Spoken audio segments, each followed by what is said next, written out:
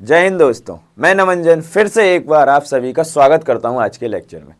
पिछले लेक्चर में अपन ने लाइट्स की कुछ प्रॉपर्टीज को डिस्कस किया था, जैसे reflection, laws of reflection, image formation and plane mirror के बारे में अपन ने डिटेल में समझा था। उसी तरह आज के लेक्चर में भी अपन लाइट्स की जो बची हुई प्रॉपर्टीज हैं उनको कवर करने वाले हैं। कौन कौन सी बची हुई प्रॉपर्टीज अपने पास? रिफ्रैक्शन है, ठीक है, लॉज ऑफ रिफ्रैक्शन है, डिस्पर्सन के बारे में पढ़ेंगे, स्कैटरिंग के बारे में पढ़ेंगे, लेंस के बारे में पढ़ेंगे, लेंस फॉर्मूला पढ़ेंगे। ये सारी चीज आज के लेक्चर में अपन करने वाले हैं कवर, ठीक है। चलिए तो अपन इसको आज का थोड़ा सा अपना कंटेंट देखते हैं कि आज अपन क्या क्या पढ़ने वाले हैं। तो कंटेंट में क्या है? रिफ्रैक्शन ऑफ लाइट है, ठीक है। जैसे रिफ्लेक्शन होता था वैसे ही एक और चीज होती है रिफ्रैक्शन। रिफ्रैक्शन का मतलब सिंपल सा होता है बेंडिंग। बेंडिंग मतलब मुड़ जाना किसी तरीके से, ठीक है। देन अपन रिफ्रैक्टिव इंडेक्स के बारे में पढ़ेंगे कि कितने डिग्री से लाइट बेंड हुई, कितने एंगल पे लाइट बेंड हुई, उसको क्या बोलते हैं? रिफ्रैक्टिव इंडेक्स बोलते हैं। टीआईआर, टोटल इंटीरियर रिफ्लेक्शन पढ़ेंगे, ठीक है। Dispersion, scattering, rainbow formation, spherical lens होते हैं, कॉनकेव और कॉन्वेक्स जो लेंस होते हैं उनके बारे में भी पढ़ेंगे, power, defect in eyes and then अपने हमेशा की तरह क्वेश्चन रहेंगे, ठीक है। चलो तो एक एक करके अपन सारी चीजें कवर करने की कोशिश करते हैं। पहला जो है वो है refraction of light. Refraction of light क्या होता है? देखो पहले तो अपन पिछला थोड़ा सा रिकॉल करते हैं। क्या था? अपने पास एक सरफेस था, ठीक है, जो क्या था? एक तरफ से पेंट था, एक तरफ से पेंट था। यहां होती थी नॉर्मल, ठीक है, ये अपन को याद है, यहां होती थी नॉर्मल। यहां से एक लाइट रे आती थी, ऐसी मुड़ जाती थी। यहां से ये लाइट रे आती थी, ऐसी मुड़ जाती थी। ये कुछ एंगल होता था, इसको बोलते थे एंगल आई, मतलब एंगल ऑफ इंसिडेंस, ठीक है। ये कुछ एक और एंगल होता था जिसको बोलते थे एंगल आर, इसको बोलते थे एंगल ऑफ रिफ्लेक्शन, ठीक है। यहाँ पे क्या होता था? Angle i is equal to angle r होता था। ये था रिफ्लेक्शन के बारे में कहानी। रिफ्रैक्शन की कहानी क्या होती है उसको जरा समझना। देखो रिफ्रैक्शन में क्या होता है? सरफेस पेंट नहीं होता है, ठीक है। ये वाला जो बैक सरफेस है पेंट नहीं होता है। It like a glass slab हो सकता है कोई, ठीक है। ये जो सरफेस है ये पेंट नहीं होता है, क्लियर है? को बता देता हूं।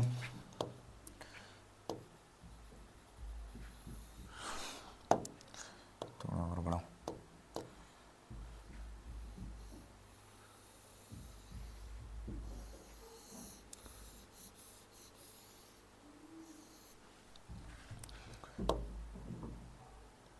ये सरफेस क्या है? पेंट नहीं होता है। मतलब अगर आप कोई लाइट रे मान लीजिए अपनी, अगेन फिर से नॉर्मल, इसको अपन नॉर्मल कंसीडर करते हैं। क्या होता है? यहाँ पेंट होता तो यहीं तक नॉर्मल होती, पर ये क्या है? यहाँ तक नॉर्मल है, ठीक है। तो ये पेंट नहीं होता है, इस पर रिफ्रैक्शन होगा। रिफ्रैक्शन क्या होता है कि आपने मान लीजिए फिर से कि ये लाइट रे डाली, इसको क्या बोलोगे? Angle of incidence, angle of incidence बोलोगे, ठीक है। ये ग्लास स्लैब है, ठीक है, ये ग्लास स्लैब है। यहाँ पे क्या होगा? अगर पेंट होती तो क्या होती? वापस मुड़ जाती। बट क्या होगा? यहाँ पे कुछ डिग्री से मे बी मान लो लाइट ऐसी मुड़ जाए। देख रहे हो ये ऐसी आ रही थी, अगर मैं इसका ड्रॉ करने का काम करूं तो ये ऐसी निकलनी चाहिए थी, पर क्या हुआ? ये इस डिग्री से मुड़ गई। इस एंगल को क्या बोलेंगे? एंगल आर बोल देंगे, एंगल ऑफ रिफ्रैक्शन। तो अपन इसी के बारे में थोड़ा सा आज समझने वाले हैं कि जब पेंट ना हो सरफेस, जब किसी एक मीडियम से दूसरे मीडियम में ट्रेवल करे, ठीक है, मीडियम कोई भी हो सकता है, रेयरर या डेंसर, कोई भी मीडियम हो सकता है। जब लाइट ट्रेवल करती है तो वो उसका बिहेवियर क्या होता है उसके बारे में अपन पढ़ने वाले हैं, ठीक है। चलिए तो रिफ्रैक्टिव इंडेक्स समझते क्या होता है। सॉरी, रिफ्रैक्शन ऑफ लाइट पे पढ़ते हैं। The phenomena of bending of a light ray when it enters from one medium to another. देखो, ठीक है, ये एक मीडियम हो गया M1, ये एक मीडियम होगा M2, ठीक है, ये नॉर्मल हो गई। यहां समझ लो, इसको डिटेल में भी पीछे बता रहा हूं। जब एक लाइट रे एक मीडियम से दूसरे मीडियम में एंटर होती है उसको क्या बोलते हैं? जब एक लाइट रे एक मीडियम से पास होकर दूसरे मीडियम में जाती है तो कुछ बेंड हो जाती है, उसी को बोलते हैं रिफ्रैक्शन ऑफ लाइट। तो इसको पढ़ते हैं the phenomena of bending of a light ray when it enters from one medium to another. जब एक मीडियम से दूसरे मीडियम में एंटर होती है तब। The bending of a light रे during the refraction occur because of change in the speed of a light. देखो बेंड किस वजह से होती है? बेंड होती है चेंज इन स्पीड की वजह से। आपको पता है कि ये एयर है, मान लीजिए ये वाटर है, ये वाटर है, ये एयर है, क्लियर। ये वाटर है, ये क्लियर है, ये देखो एयर में जो पार्टिकल्स होते हैं वो दूर दूर होते हैं। एयर में जो पार्टिकल्स होते हैं वो दूर दूर होते हैं, तो यहाँ पे लाइट इजीली ट्रेवल कर सकती है। बट जो वाटर्स के पार्टिकल होते हैं वो क्या होते हैं? पास पास होते हैं। तो यहाँ पे क्या होता है? मीडियम चेंज हुआ, मतलब लाइट की ट्रेवल करने की क्षमता भी चेंज हो गई। चेंज हो गई तो उस कारण से क्या हो जाता है? अपन को बेंडिंग मूवमेंट देखने को मिल जाता है। तो बेंडिंग किस वजह से होती है? कि मीडियम चेंज होता है। मीडियम चेंज होने के कारण क्या होती है? जो ट्रेवल स्पीड होती है लाइट की ट्रेवल करने की वो भी चेंज होती है। इस कारण से क्या होता है? वो अपन को बेंडिंग मूवमेंट वहां पे दिखाई दे जाता है, ठीक है। चलिए change in the speed of a light, it passes from one medium to another with different refractive index. ये जो टर्म है इसके लिए थोड़ा सा भी याद रखिए आगे पढ़ने में कि क्यों रिफ्रैक्टिव इंडेक्स चेंज होता है, इसलिए कॉजेज ऑफ रिफ्रैक्शन, क्यों होता है रिफ्रैक्शन वो समझते हैं।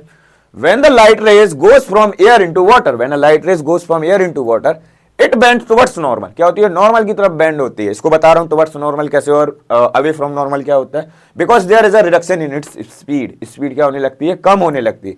When a light ray goes from water to air, it bend away from normal because there is an increase in the speed. देखो इस चीज को समझो, दो केस बता रहा हूं।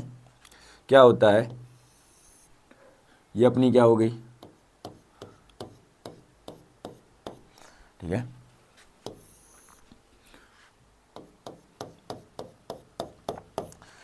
देखना पहला अपन केस पढ़ते, क्या लिखा, जब लाइट जाती है कहां से? Air to water. मतलब पहला मीडियम क्या हो गया अपना? एयर। ये क्या है? एयर। ये कौन सा मीडियम हो गया? वाटर। जब लाइट जाती है कहां से? Air to water. मान लीजिए ये लाइट रे ऐसी आपने किसी एक ग्लास स्लैब पे डाली, ठीक है। जब लाइट जाती है एयर टू वाटर, इसमें क्या लिख रखा है? It bend towards the normal. कहां आती है? नॉर्मल की तरफ आती है। कहां आती है? नॉर्मल की तरफ आती है। देखना जरा, इसको समझने की कोशिश करना। कैसे? देखिए, अगर आप क्या करेंगे, इसका अगर क्या करें, पाथ ड्रॉ करें। मान लीजिए सीधा सीधा अगर ट्रैवल करती लाइट तो क्या होती? कुछ इस तरीके से आती, कुछ इस तरीके से। पर क्या होता है, जब एयर से वाटर जाएगी तो क्या होगा? ये टुवर्ड्स नॉर्मल आ जाएगी। टुवर्ड्स नॉर्मल मतलब ऐसी कुछ आ जाएगी, तो ये कुछ एंगल बन जाएगा, ठीक है। ये हो जाएगा एंगल आई, ये हो जाएगा एंगल आर।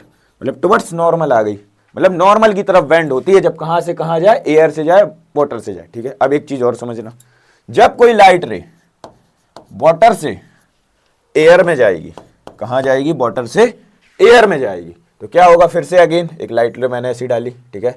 इसका अगर मैं फ्री हैंड बनाऊं, मतलब इसको पाथ फॉलो कराऊं, तो अपन को अकॉर्डिंग टू रिफ्लेक्शन या फिर जो भी अपन को समझना क्या होना चाहिए, अगर अपन देखें तो ये क्या लगता है कि सीधी लाइट आई है, मतलब इस तरीके से लाइट आनी चाहिए, अपन को ये लगता है। बट क्या होता है, जब वाटर से एयर जाएगी तो क्या हो जाएगी? Away from normal. Away from normal मतलब कुछ इस तरीके से निकल जाएगी।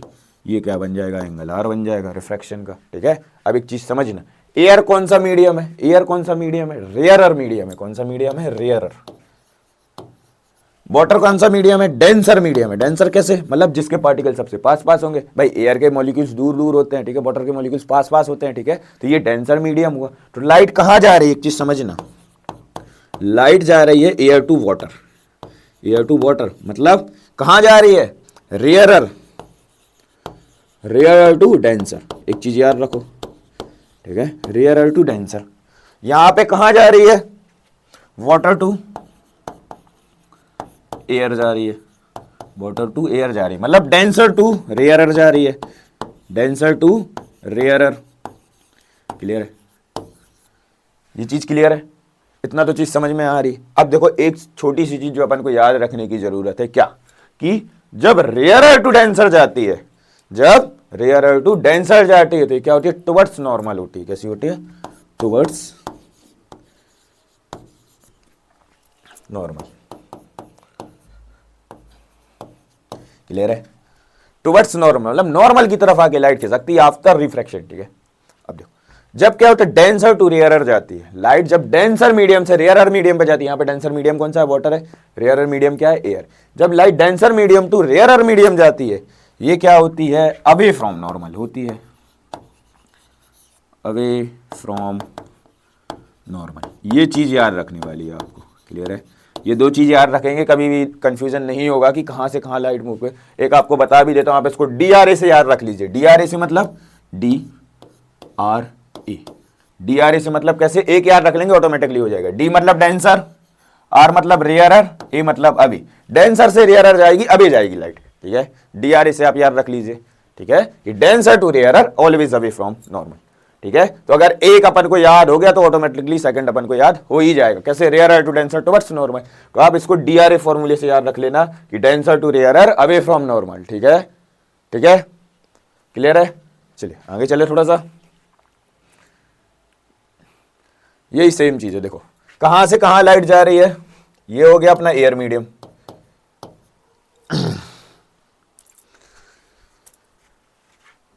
देखो एक आया अपने ये रे डाली, ठीक है, ये 90 डिग्री, अपन को क्या था, अगर इसका अपन फ्री हैंड बनाते तो अपन को लगता है कि कुछ ऐसी लाइट निकल जानी चाहिए थी, पर ये क्या हो रहा है, अबे हो रही है, अबे हो रही, एयर से वाटर जा रही है, एयर से वाटर जा रही है, अपन को DRA पता है कि डेंसर टू रेयरर जाएगी, अबे होना चाहिए, बट ये क्या हो रही है, टुवर्ड्स हो रही है, मतलब ये कहाँ जा रही है, रेयरर टू डेंसर जा रही है, इसलिए टुवर्ड्स नॉर्मल जा रही है।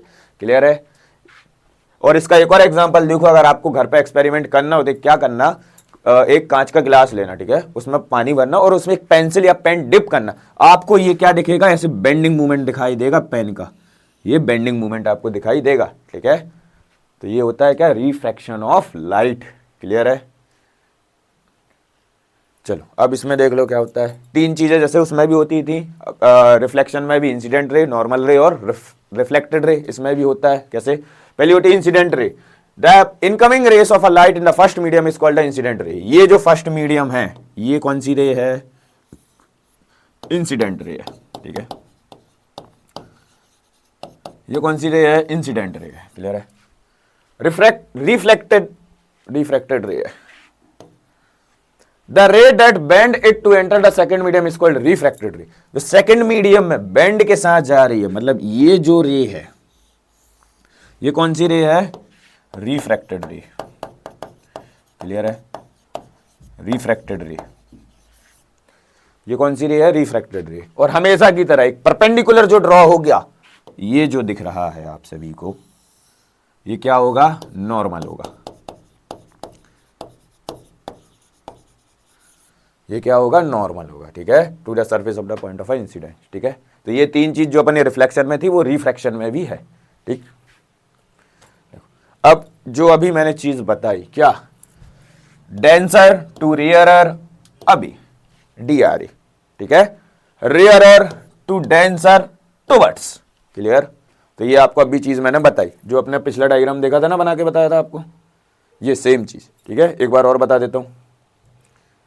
देखो क्या हो रहा है, कहां जा रही है भाई, एयर से ग्लास में जा रही है, ठीक है, एयर से ग्लास में जा रही है। देखो अगर इसका तुम क्या करोगे, ड्रॉ करने की कोशिश करोगे तो अपन को ऐसा लग रही है कि सीधी लाइट निकल जानी चाहिए। तो देखो ये इस तरफ आ रही है ना, इस तरफ आ रही है, मतलब टुवर्ड्स नॉर्मल की तरफ खिंच रही है, तो वही सेम चीज है। अब यहाँ पे देखोगे तो क्या होगा, इसका अगर आप फ्री हैंड ड्रॉ करोगे तो ऐसी निकल जानी चाहिए, पर ये क्या हो रहा है, दूर जा रही है, अबे जा रही है। ठीक है, कहाँ से कहाँ जा रही है, ग्लास से वाटर में जा रही है, इसलिए इसका बेंडिंग मूवमेंट इस साइड है। तो ये जो आपको दो केस पिछले बताया वही लिखा है, rarer to denser towards, denser to rarer अभी। ठीक है, तो ये इंपॉर्टेंट है, ये दो केस आप याद रख लेना, पूछ लिया जाता है एग्जाम में, डायग्राम दे देंगे, पूछ लेंगे कि लाइट कैसे ट्रेवल करेगी।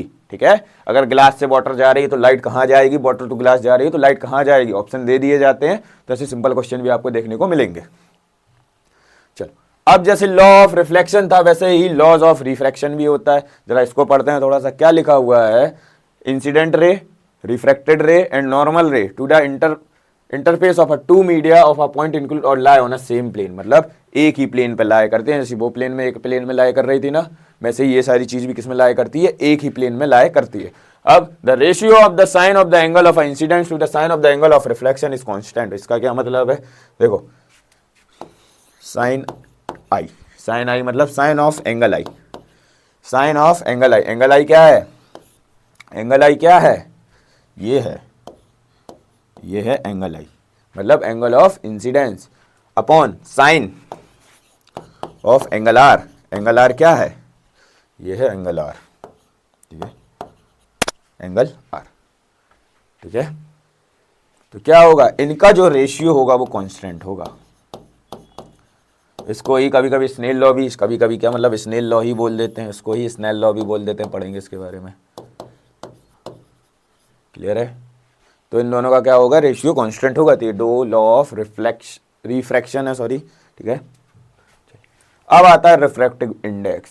रिफ्रैक्टिव इंडेक्स क्या बताता है, ये बेंडिंग मोमेंट बताता है कि कितनी डिग्री से या कितने एंगल से या कितने थीटा से लाइट बेंड हो गई। ठीक है, the refractive index is a measure of how much light is bend, कितनी बेंड हुई, how much light is bend और reflected when it enter from a new medium. New medium मतलब for example फिर से वो ये नॉर्मल, ठीक है, एक रहा ये मीडियम, लाइट यहाँ से आ रही है, क्या हुआ, जानी चाहिए ऐसी, अगर इसका फ्री हैंड ड्रॉ करूं पर लाइट क्या हुई, ऐसी निकल गई। तो कितने डिग्री से बेंड हुई, ये कौन चीज़ बताता है, रिफ्रैक्टिव इंडेक्स बताता है। जैसे देखिए रिफ्रैक्टिव इंडेक्स लिखने का फॉर्मूला क्या होता है, इसको तो कभी sorry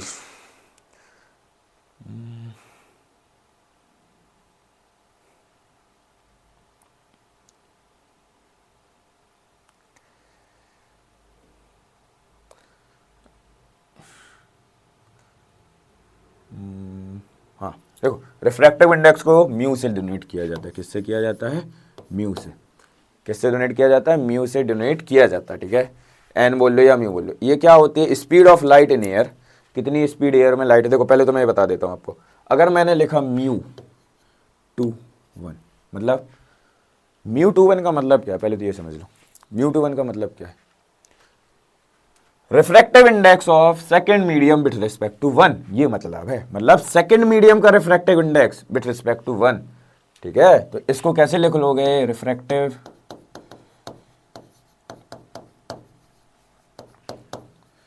index of medium second upon refractive index of medium 1, ठीक है। तो ये चीज़ एक होती है मीडियम 1, क्लियर है। ये एक चीज़ होती है, ठीक है।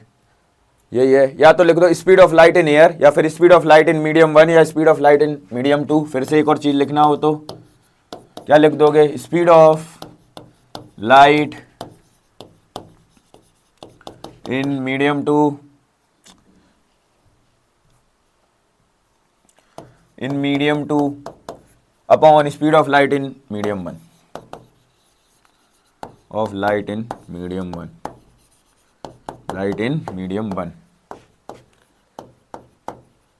क्लियर है। Speed of light in medium 1। एक और तरीका, speed of light in air upon speed of light in medium.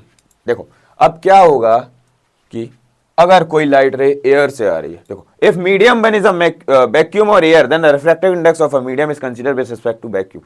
अगर मीडियम 1 क्या है, वैक्यूम है या फिर एयर है, ठीक है। मीडियम 1 वैक्यूम है या फिर एयर है, तो उसका फॉर्मूला क्या हो जाएगा, यहां देखिएगा, speed of light in air. मतलब speed of light in air मतलब कि उसकी स्पीड एयर में कितनी है, क्लियर है, उसकी स्पीड एयर में कितनी है। Then speed of light in medium 2, जिस मीडियम में वो जा रही है उसकी कितनी है। उसको क्या लिख सकते हैं, स्पीड ऑफ लाइट को सी से डिनोट करते हैं। इसकी कितनी होती है, 3 × 10⁸ मीटर पर सेकंड होती है, ठीक है। और इसको वी से डिनोट करते हैं, क्लियर है ये चीज।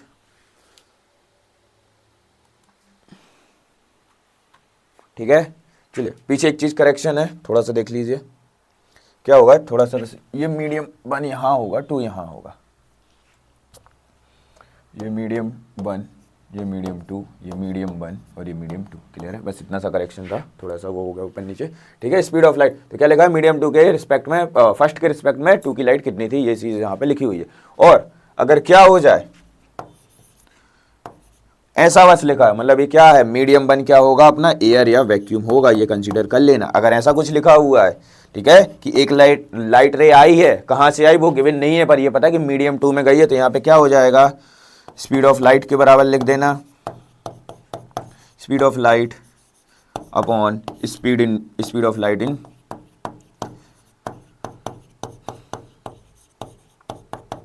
मीडियम 2। या इसको कैसे लिख सकते हो, स्पीड ऑफ लाइट कितनी होती है, सी होती है, और इसको वी, वेलोसिटी ही तो है कुछ इसकी, ठीक है। तो ये भी एक फॉर्मूला होता है, ठीक है, ये भी एक फॉर्मूला होता है, क्लियर है। जैसे एक आप अगर इसका ग्राफ बना के बताऊं आपको, लाइट ट्रेवल जो करती है तो इस तरीके से कुछ ट्रेवल करती है, ठीक है, इस तरीके से कुछ ट्रेवल करती है, ठीक है। ये क्या होगा, ये, ठीक है। तो ये क्या है, ये डिस्टेंस हो गया, ठीक है। स्पीड इज इक्वल टू क्या होता है, स्पीड इज इक्वल टू क्या होता है, distance upon time, distance upon time. Speed is equal to क्या होता है, डिस्टेंस अपॉन टाइम होता है, ठीक है। ये क्या हुई, कुछ डिस्टेंस हुई। अब आपको एक चीज़ पता है कि दो क्रस्ट या दो ट्रफ के बीच में जो डिस्टेंस बनती है उसको वेवलेंथ बोलते हैं। क्या बोलते हैं, वेवलेंथ बोलते हैं, ठीक है। ये कुछ वेवलेंथ हो गई, ठीक है। तो ये क्या है, लैम्डा है वेवलेंथ। तो यहाँ पर डिस्टेंस कितना हो गया, यहाँ पर डिस्टेंस कितना हो गया, लैम्डा हो गया। टाइम तो टाइम ही है, टाइम तो टाइम ही है, ठीक है। तो स्पीड क्या आ गई, लैम्डा बाई टी आ गई कि नहीं आ गई, ठीक है। स्पीड कितनी आ गई अपनी, लैम्डा बाई टी आ गई। ये लैम्डा बाई टी आई, मतलब स्पीड किसके बराबर होती है, स्पीड ऑफ लाइट के बराबर होती है। तो सी के इक्वल क्या आ गया, लैम्डा बाई टी आ गया। अब आपको एक चीज़ पता है क्या, कि जो फ्रिक्वेंसी होती है वो 1 टाइम पीरियड होती है। फ्रिक्वेंसी कितनी होती है, 1 टाइम पीरियड होती है। इसका मतलब C is equal to lambda into F, C is equal to lambda into F हो जाएगा, फ्रिक्वेंसी के बराबर हो जाएगा। C is equal to lambda into F हो जाएगा। ये एक चीज़ ये आपको भी याद रखने वाली, यहाँ पे देखना एक मिनट। जैसे मैं क्या करूँ, सी इज इक्वल टू क्या रखूँ, लैम्डा इंटू एफ रखूँ। लैम्डा इंटू एफ मतलब लैम्डा वेवलेंथ ऑफ किसकी किसकी स्पीड, ठीक है। ये वेवलेंथ 1 हो गई, ठीक है। और क्या होगा, लैम्डा फ्रिक्वेंसी तो वही रहेगी लाइट की चेंज करने की, ठीक है। और इसकी लैम्डा 2 मतलब मीडियम 2 की है ये m2, ठीक है। फ्रिक्वेंसी सेम होगी तो क्या होगे, अगर आपको फॉर्मूला चाहिए हो तो क्या मिल जाएगा इसका ही, कि लैम्डा 1 मतलब wavelength of a medium 1 upon wavelength of a medium 2। ये भी एक फॉर्मूला मिल जाएगा। अगर न्यूमेरिकल में दो वेवलेंथ दे रखी है आपको, दो वेवलेंथ मतलब कि मीडियम 1 की वेवलेंथ है, मीडियम 2 की वेवलेंथ, उससे बोले रिफ्रैक्टिव इंडेक्स निकालो, तो क्या करोगे, कुछ नहीं, मीडियम 1 की क्या रखोगे, वेवलेंथ रखोगे, मीडियम 2 की वेवलेंथ रखोगे, देन उसको सॉल्व करके आप इसका आंसर निकाल सकते हो। तो 1 2 3 और 4 फॉर्मूले अपन को देखने को मिल गए। क्लियर है ये चीज़, नोट करना है तो एक बार ये नोट कर लो आप सभी लोग, ठीक है। क्लियर है, अच्छा ठीक है। अब रिफ्रैक्टिव, अब इसको लिखते कैसे वो देख लो, ठीक है। क्या लिखा है, refractive index of medium 2 with respect to 1, 2 with respect to 1, या तो अपन इसको ऐसा लिख सकते हैं μ2 1, मीडियम 2 का refractive index with respect to 1, ठीक है, वही है। तो क्या लिखा है, refractive index of medium 2 with respect to 1, 2 का निकाल रहा है मतलब 2 का नीचे आएगा, 2 का नीचे आ रखा है। Speed of light in medium 1, ठीक है, speed of light in medium 2, या फिर आप इसको भी ऐसा लिख लो μ2 अपॉन μ1। देखो या एन या म्यू जो भी यूज करना हो, मैं म्यू यूज कर रहा हूँ, ठीक है। तो मैं इसको कैसा लिख सकता हूँ, μ2 अपॉन μ1 भी लिख सकता हूँ, ठीक है। इसको क्या लिख सकता हूँ, μ1 अपॉन μ2 भी लिख सकता हूँ। क्लियर है। Speed of light in medium 2, तो इस तरीके से ये दिया हो। अगर आपको कहीं ये टर्म लिखा आ जाए कि reflective index of medium 2 with respect to medium 1, medium 2 का रिफ्रैक्टिव इंडेक्स बताइए विथ रिस्पेक्ट टू मीडियम 1, तो क्या हो गया, मीडियम 1 का रिफ्रैक्टिव इंडेक्स अपॉन मीडियम 2 का। अगर कहीं और लिखा आ जाए कि मीडियम 1 विथ रिस्पेक्ट टू 2, तो पहले 1 का, 2 का, देन 1 का। क्लियर है ये चीज़, जो अभी पिछली स्लाइड पर अपन यही चीज़ समझी। चलिए अब मोस्ट इंपॉर्टेंट है भाई, इस पे क्वेश्चन आ जाते हैं। टोटल इंटीरियर रिफ्लेक्शन, रिफ्लेक्शन बोला है, रिफ्रैक्शन नहीं बोला। पर अपन रिफ्रैक्शन के बारे में रहे, पर ये रिफ्लेक्शन जैसे टर्म कैसे आ गया, अब भी इसको क्लियर करते हैं अपन। क्या होगा, देखो, total interior reflection is a physical phenomena where light travelling from a denser medium. देखो पहली कंडीशन, TIR अगर कराना है, total interior reflection,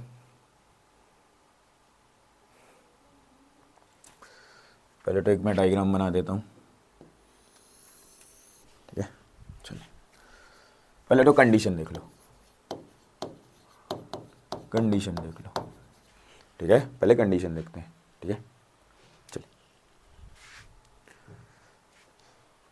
light travelling from a denser medium like a water glass to a rarer medium like air. पहली चीज कहां से कहां जानी चाहिए, टोटल इंटीरियर रिफ्लेक्शन की कंडीशन पूछ लेते हैं कि rarer to denser, denser to rarer, ठीक है। ये चीजें अपन को याद रखनी। तो कहां जानी चाहिए, डेंसर मीडियम से कहां जानी चाहिए, रेयरर मीडियम में जानी चाहिए, पहली चीज। तो क्या होना चाहिए, first condition, light moves from denser to rarer medium, ठीक है। पहली condition, denser to rarer medium light जानी चाहिए, अब भी बता रहा हूं, ठीक है। पहले एक कंडीशन अकेले याद कर लो, फिर ठीक है। और क्या होना चाहिए, क्रिटिकल एंगल, अगर आपको TIR चाहना हो तो उससे बड़ा होना। अब क्रिटिकल एंगल क्या होता है वो भी जस्ट अभी क्लियर होने वाला है, पहले थोड़ा सा सुन लो, जस्ट इसके बारे में समझाता हूं, ठीक है। Occurring when the angle of incidence exceeds a specific critical angle, मतलब एंगल ऑफ इंसिडेंस क्या हो, क्रिटिकल एंगल से बड़ा हो। अब भी क्रिटिकल एंगल भी बता रहा हूं क्या होता है, ठीक है। देखो तो सेकंड चीज, एंगल आई है, एंगल आई किससे हो, क्रिटिकल एंगल से बड़ा हो, एंगल C, ठीक है। क्रिटिकल एंगल बोला है इसको, एंगल C से बड़ा होना चाहिए। क्लियर है, ये दो कंडीशन थी TIR के लिए, ठीक है। वही लिखा हुआ है कि एंगल आई है बड़ा होना चाहिए एंगल सी के लिए। अब एंगल आई क्या होता है, एंगल सी क्या होता है वो देख लो। चलो अब इस पे क्या करूं मैं, एक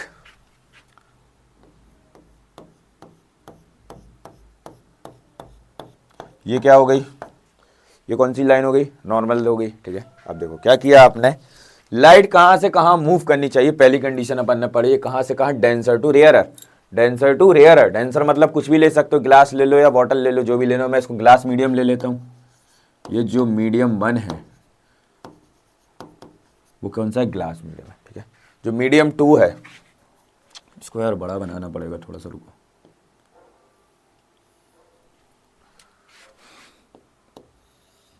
ठीक है, ये जो मीडियम 2 है ये क्या है, एयर है। क्या है, एयर। इसको मैंने M2 बोला। क्लियर है, इतनी चीज क्लियर है। ठीक है, अब देखो क्या होगा, मान लीजिए आपने एक लाइट रे मारी,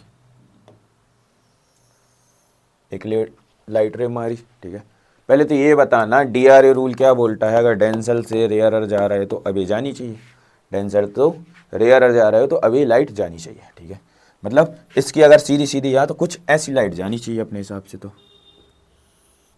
अभी निकल गई।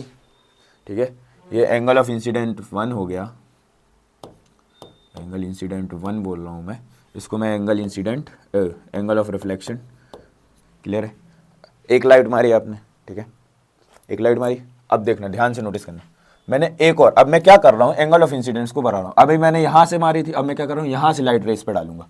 क्या करूंगा, यहाँ से लाइट रेस पे डालूंगा, डाल दी। अब क्या होगा, कुछ और ये शिफ्ट होगी, मतलब कुछ और अबे जाएगी, कुछ और अबे जाएगी, तो क्या होगा, मान लीजिए आपकी बारी ऐसी चली गई, तो ये जो एंगल हो गया ये क्या होगा, एंगल ऑफ इंसिडेंट 2 हो गया, ये एंगल ऑफ इंसिडेंट 2 हो गया। ये जो एंगल हो गया ये एंगल ऑफ रिफ्लेक्शन 2 हो गया। क्लियर है, एंगल ऑफ रिफ्लेक्शन 2 हो गया। ठीक है, अब मैं क्या कर रहा हूँ, इसको थोड़ा सा और शिफ्ट कर रहा हूँ, पहले यहाँ से लाइट रे डाली थी, अब यहाँ से, अब मैं थोड़ा सी और दूर से डालता हूँ, मतलब मैंने अब लाइट रे क्या की, यहाँ से डाली, लाइट रे क्या की मैंने, यहाँ से डाली। ये हो गया कौन सा, angle of incident 3, angle of incident 3 हो गया। अब क्या होगा, लाइट रे अभी तो ऐसी क्या होगी, बैंड होगी थोड़ी सी, तो अब वो लाइट रे जो बैंड होगी, इसको मैं बताता हूँ, जो लाइट रे बैंड होगी, अब वो क्या होगी, इस 90 जो अपनी ये थी ना, इसके कुछ करीब बैंड हो जाएगी। ठीक है, हो गई ये बैंड। ठीक है, इसके कुछ करीब बैंड हो जाएगी। अब आप देख रहे हो कि क्या बन गई, जस्ट इसके पैरेलल ही बन गई। ठीक है, तो ये जो एंगल बन गया, अब ये जो एंगल बन गया, इसको क्या बोल दूं मैं, एंगल ऑफ, दिख नहीं रहा होगा, रुको इसको बताता हूँ लिख के, इसको बोल देता हूं मैं angle of reflection 3, angle of reflection 3 लिख दिया। ठीक है, अब देखना आप लोग यहाँ पे, जो ये एंगल बना, क्या बना, नॉर्मल के साथ, सॉरी एंगल ऑफ इंसिडेंट के साथ ये एंगल कितना बन रहा है, इसको ही बोलते हैं जब लाइट रे 90 बन जाए। अब देख रहा हो ये 90 से ज़्यादा बन गया ना, 90 से ज़्यादा, ये 90 डिग्री बन गया। अगर उसको कंपैरिजन में देखो तो 90 से ज़्यादा ये एंगल बन गया। अगर ये नॉर्मल से मिलाओगे तो 90 बन रहा है, बट इंसिडेंट से मिलाओगे तो ज़्यादा बन रहा है। तो इसी एंगल को बोलते हैं क्रिटिकल एंगल। इसी एंगल को क्या बोलते हैं, क्रिटिकल एंगल बोलते हैं। कि टोटल इंटीरियर रिफ्लेक्शन के लिए सेकंड कंडीशन क्या होती है कि ये क्या है, इंसिडेंट रे का एंगल हमेशा बड़ा होना चाहिए क्रिटिकल एंगल से। क्रिटिकल एंगल मिलाओगे तो ये नॉर्मल से मेजर करना पड़ेगा, नॉर्मल से अगर आप मेजर कर रहे हो तो 90 डिग्री है। ये देखो ये वाला एंगल क्या बन रहा है, बड़ा बन रहा है 90 से। तो angle of incident is always greater than angle of critical या फिर क्रिटिकल एंगल। तो जो 90 बन जाता है इसी को बोलते हैं क्या, नहीं यहां नहीं लिखूंगा, मुझे अभी जरूरत है इसकी, इसी को बोलते हैं, ये जो ब्लू रे है ना, इसको बोलते हैं क्रिटिकल एंगल। इसको ही क्या बोलते हैं, क्रिटिकल एंगल बोलते हैं। क्लियर है, क्रिटिकल एंगल वाली चीज समझ में आई कि जब वो नॉर्मल के साथ 90 बन जाए तो उसको क्या बोलते हैं, क्रिटिकल एंगल बोलते हैं। और एंगल ऑफ इंसिडेंस के साथ मेजर करोगे तो देखो ये हमेशा बड़ा है। ठीक है, ये बड़ा, इतनी चीज क्लियर है, इतनी दिमाग में रखना भी और बाकी इस चीज में। अब देखो मैंने क्या किया, अगेन एक लाइट रे डाली, एक लाइट रे और डाली, यहां से डाली, चलो डाली। ठीक है, ये देखो नॉर्मल के साथ कुछ हो गया, क्या हो गया, ये एंगल ऑफ इंसिडेंट 4 बोल दिया मैंने। अब क्या होगा देखना, क्या होगा, ये इसी से यहां से कहीं बेंड कर जाएगी, यहां से बेंड कर जाएगी, करेगी कि नहीं करेगी, जरा खुद ही देखो क्या होगा, ये यहाँ से कहीं बेंड कर जाएगी ना। क्यों? क्योंकि भाई जिस, और एक चीज और, जिस प्लेन से आई है उसी पे हो गई है। तो अपन को रिफ्लेक्शन का पता था, क्या पता था, एक ये नॉर्मल होती है, यहां से लाइट आती है ऐसी चली जाती है। यही तो रिफ्लेक्शन वाली चीज फॉलो हो रही है इसमें, कि जिस मीडियम से लाइट आई है, ठीक है, उसी मीडियम में वापस चली जाए, उसको बोलते हैं टोटल इंटीरियर रिफ्लेक्शन। इसी प्रोसेस को क्या बोलते हैं, जो ये लाइन करके दे रही है, इसको बोलेंगे टोटल इंटीरियर रिफ्लेक्शन।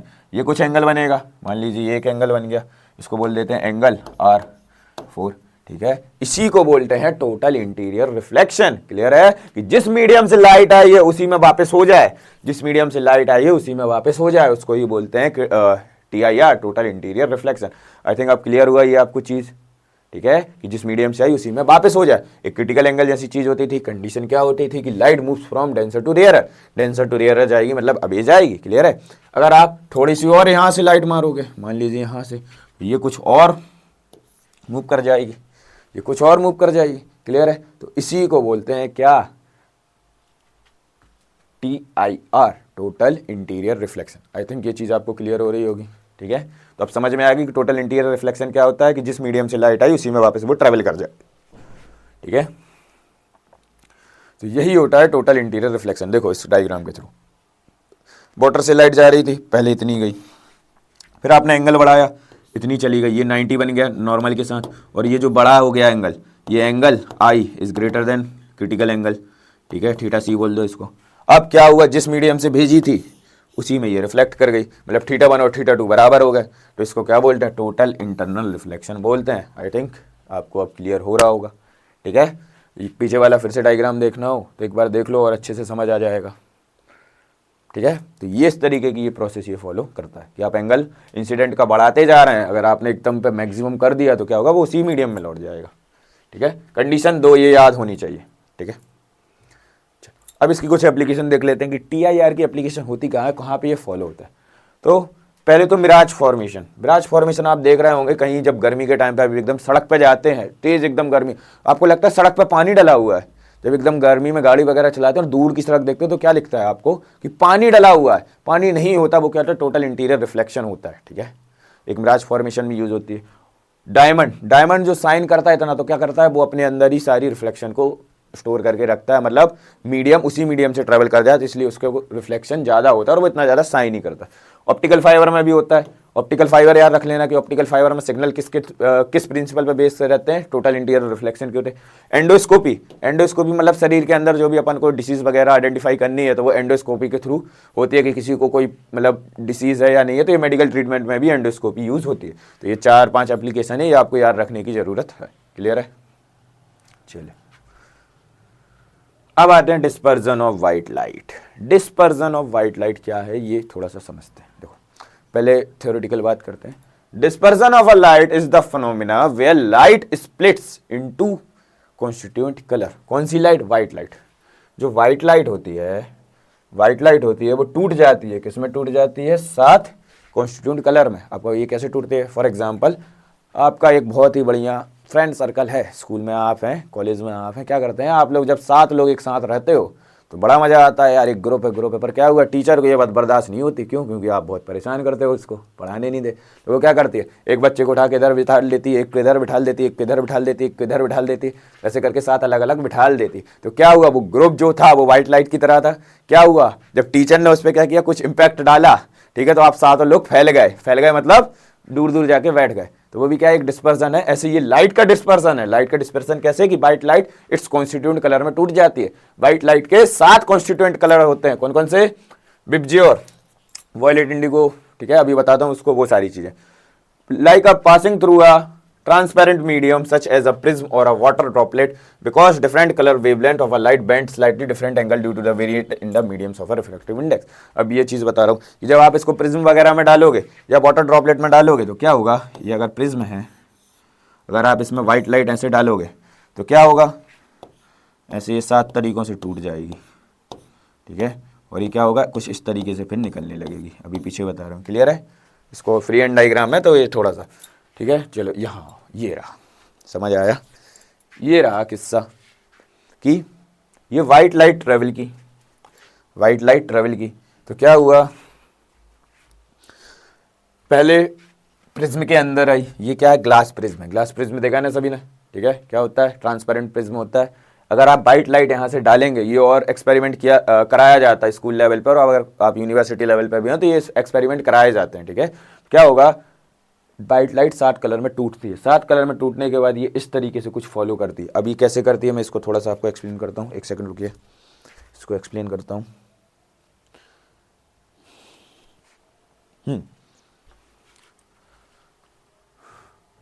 कैसे होती है देखो जरा।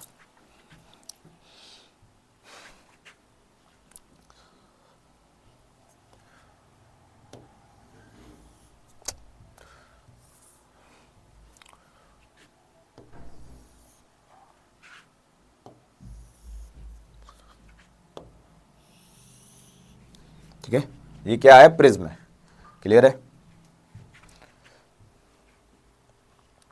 ये प्रिज्म है, ठीक है। क्या किया आपने, यहां से एक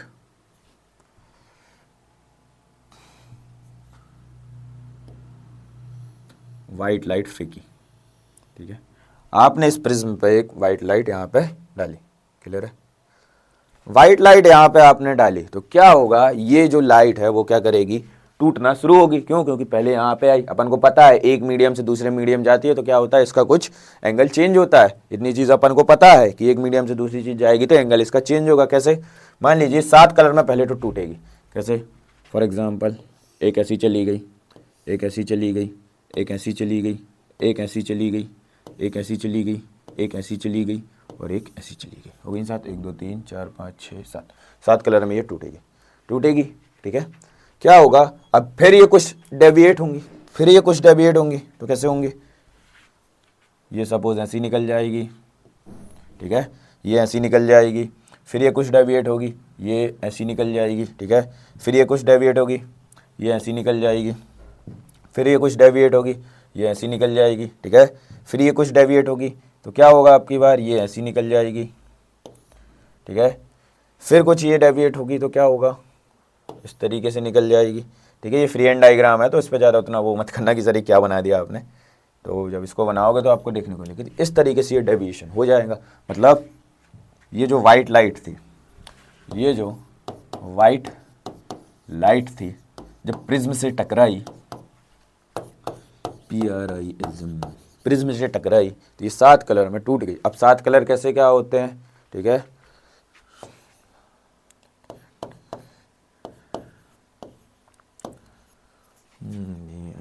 अरे यार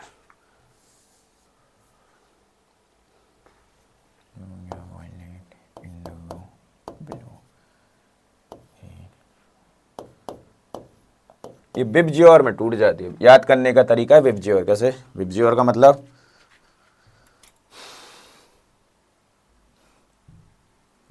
विबजियोर, R मतलब रेड, ठीक है, orange, yellow, green, blue, indigo and violet.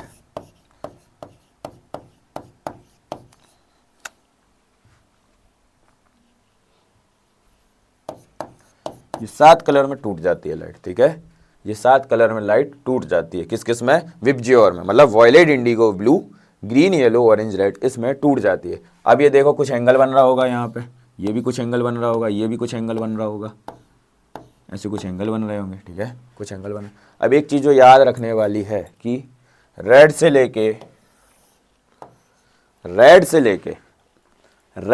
Violet तक क्या होती है, इनकी वेवलेंथ डिक्रीज होती है, लैम्डा डिक्रीज, वेवलेंथ डिक्रीज होती है, डिक्रीज, ठीक है, डिक्रीज, अरे क्या डिक्रीज,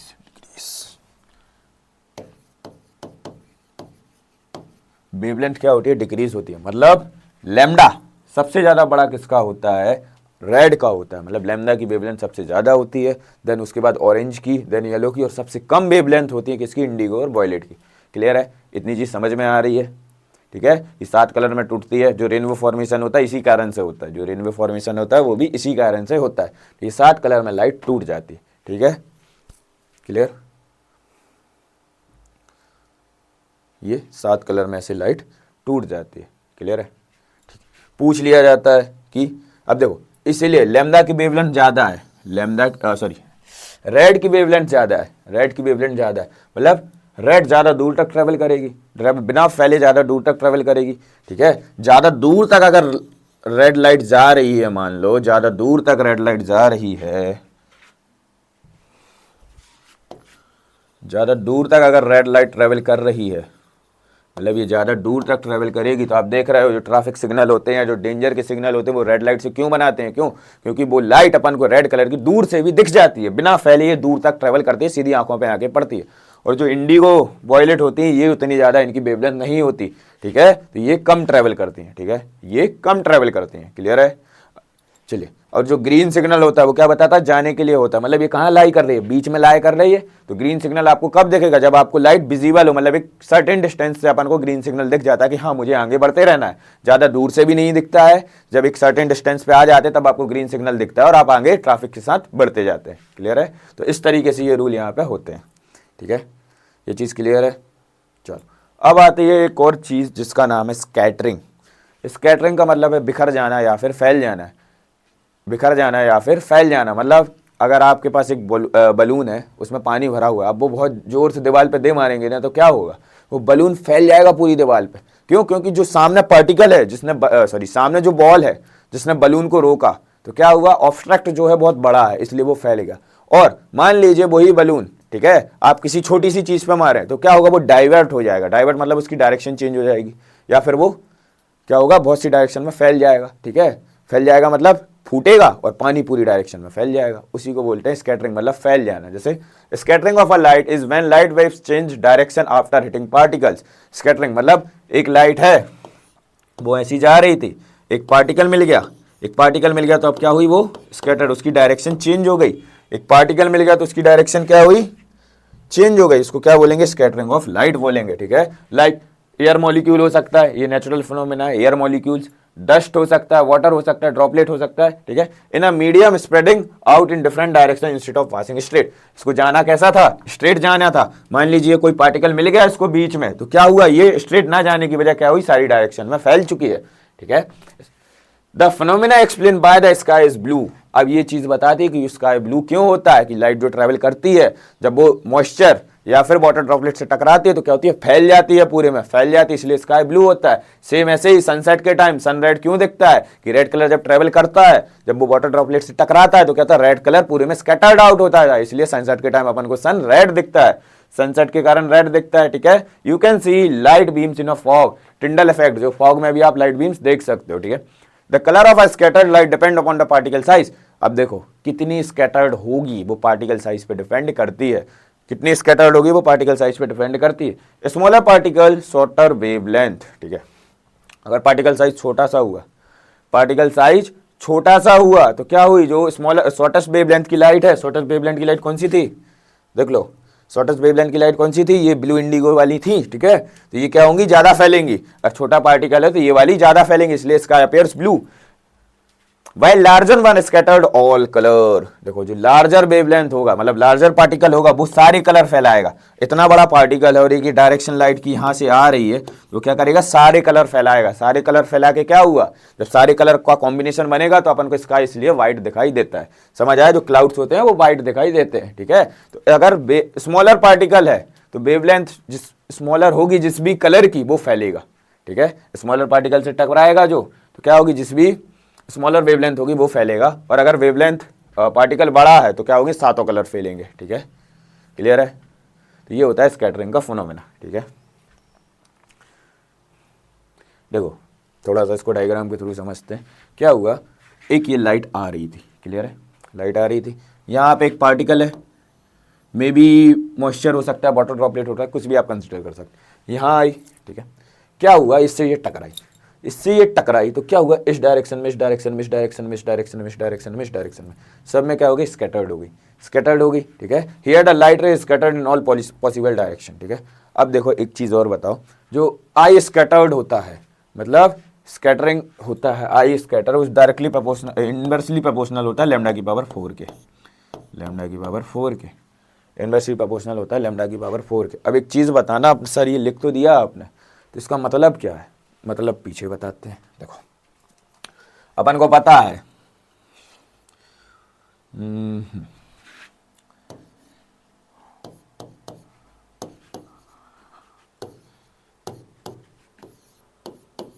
क्या है, विबजियोर है, ठीक है। ये आर का लैम्डा, ये ऑरेंज का लैम्डा, ये येलो का लैम्डा।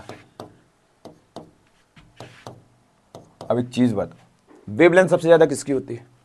रेड की, then orange, then yellow, then green, then blue, then indigo, then violet, यही होती है, ठीक है। जो इंटेंसिटी ऑफ स्कैटरिंग होती है I is inversely proportional to lambda to the power 4, lambda to the power 4 है, ठीक है। अब एक चीज़ बताना, अगर लैम्डा जिसका ज़्यादा होगा, लैम्डा जिसका ज़्यादा होगा, for example I lambda of, sorry एक सेकेंड, लैम्डा जिसका ज़्यादा होगा, लैम्डा ऑफ रेड रखा, उसकी इंटेंसिटी कम होगी, उतनी ज़्यादा उसकी इंटेंसिटी कम होगी। मतलब जिसका लैम्डा ज़्यादा उसकी फैलने की ताकत कम, जिसका लैम्डा ज़्यादा उसकी फैलने की ताकत कम। कैसे? तो क्या होगा यहाँ पे, उल्टा हो जाएगा। मतलब R I intensity plus O I by I G I B I indigo का स्कैटरिंग और वायलेट का स्कैटरिंग, यहाँ पे क्या हो जाएंगे, उल्टे हो जाएंगे। उल्टे हो जाएंगे मतलब रेड का सबसे कम,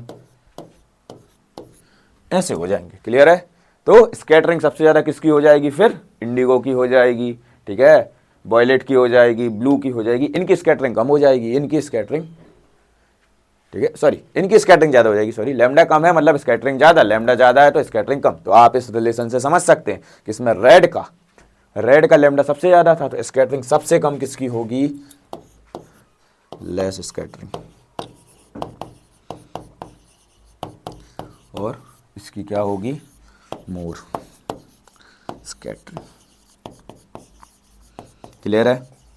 ये रिलेशन से आपको एक चीज़ और पता चल रही है कि इसकी स्कैटरिंग कम होगी, इसकी ज़्यादा होगी, ठीक है। क्लियर है ये पॉइंट? चलो अब एप्लीकेशन देख लेते हैं कि एप्लीकेशन क्या क्या होती हैं इसकी। ब्लू स्काई, नाइट्रोजन और oxygen molecule in the atmosphere scattered shorter wavelength. देखो मैंने बताया जिसका लैम्डा कम वो सबसे ज्यादा फैलेगा, तो सन, ठीक है, तो इसलिए अपन को क्या दिखता है? स्काई ब्लू दिखता है। सन रेड और सनशाइन की होता है light travels through more atmosphere scattering away blue light leaving stronger wavelength red and orange to reach our eyes. अब देखते हो कि भाई जब सनसेट होता है तो अपन को ब्लू स्काई दिखना चाहिए, बट इसकी ट्रेवल क्या होता है कि लैम्डा किसका ज्यादा है? रेड का। मतलब रेड की ट्रेवल करने की शक्ति ज्यादा है, इसलिए वो डायरेक्टली अपन को लाल कलर आके आंखों पे दिखाई देता है, ठीक है। फैला तो हुआ है blue colour he, but lambda red का ज्यादा, मतलब रेड अपन को दूर से ही दिख जाता है, इसलिए अपन को क्या होता है? सनसेट के टाइम रेडिश दिखाई देता है। व्हाइट क्लाउड किस लिए देखते हैं कि 7 कलर एक साथ स्कैटर्ड होते हैं, इसलिए अपन को व्हाइट क्लाउड दिखाई दे देता है। और एटमॉस्फेयर में ब्लैक इसलिए होता है क्योंकि वहां पे कोई लाइट नहीं होती जो स्कैटर हो पाए, ठीक है, इसलिए एटमॉस्फेयर अपन को ब्लैक दिखता है। तो ये कुछ एप्लीकेशन थी जो आपको याद रखने की जरूरत है, ठीक है। अब आओ रेनबो, इंद्रधनुष, सतरंगी, ठीक है। Rainbow is made with the help of a refraction, dispersion and total interior reflection. देखो सबसे इंपॉर्टेंट चीज जो रेनबो बनता है, जो रेनबो फॉर्म होता है, बताता हूं।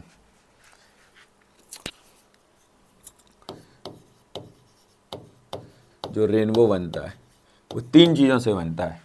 3 चीजें रेनबो बनने की प्रोसेस में हमेशा होंगी, चाहे वो कोई सा भी रेनबो बने, प्राइमरी रेनबो बने या सेकेंडरी रेनबो बने। तो रेनबो में पहले तो होगा TIR, टोटल इंटीरियर रिफ्लेक्शन, फिर होगा रिफ्रैक्शन, ठीक है, और फिर हो जाएगा क्या? डिस्पर्सन, फिर हो जाएगा डिस्पर्सन।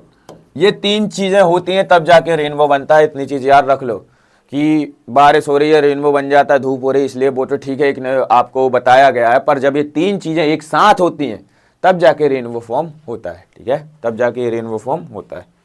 देखो जो टाइप्स ऑफ रेनबो देख लो, एक होता है प्राइमरी रेनबो, एक होता है सेकेंडरी रेनबो। 2 टाइप्स के रेनबो फॉर्म होते हैं हमेशा। कैसे? प्राइमरी रेनबो क्या होता है? A primary rainbow is the most common brightest rainbow formed when sunlight enter water droplet reflect bend it to enter the reflected once off. ये तो इन्होंने बोल दिया, बट अब देखो इसको हम थोड़ा सा समझाते हैं कि प्राइमरी रेनबो क्या होता है, देन फिर अपन थ्योरी पढ़ेंगे तो ज्यादा अच्छे से समझ आएगा।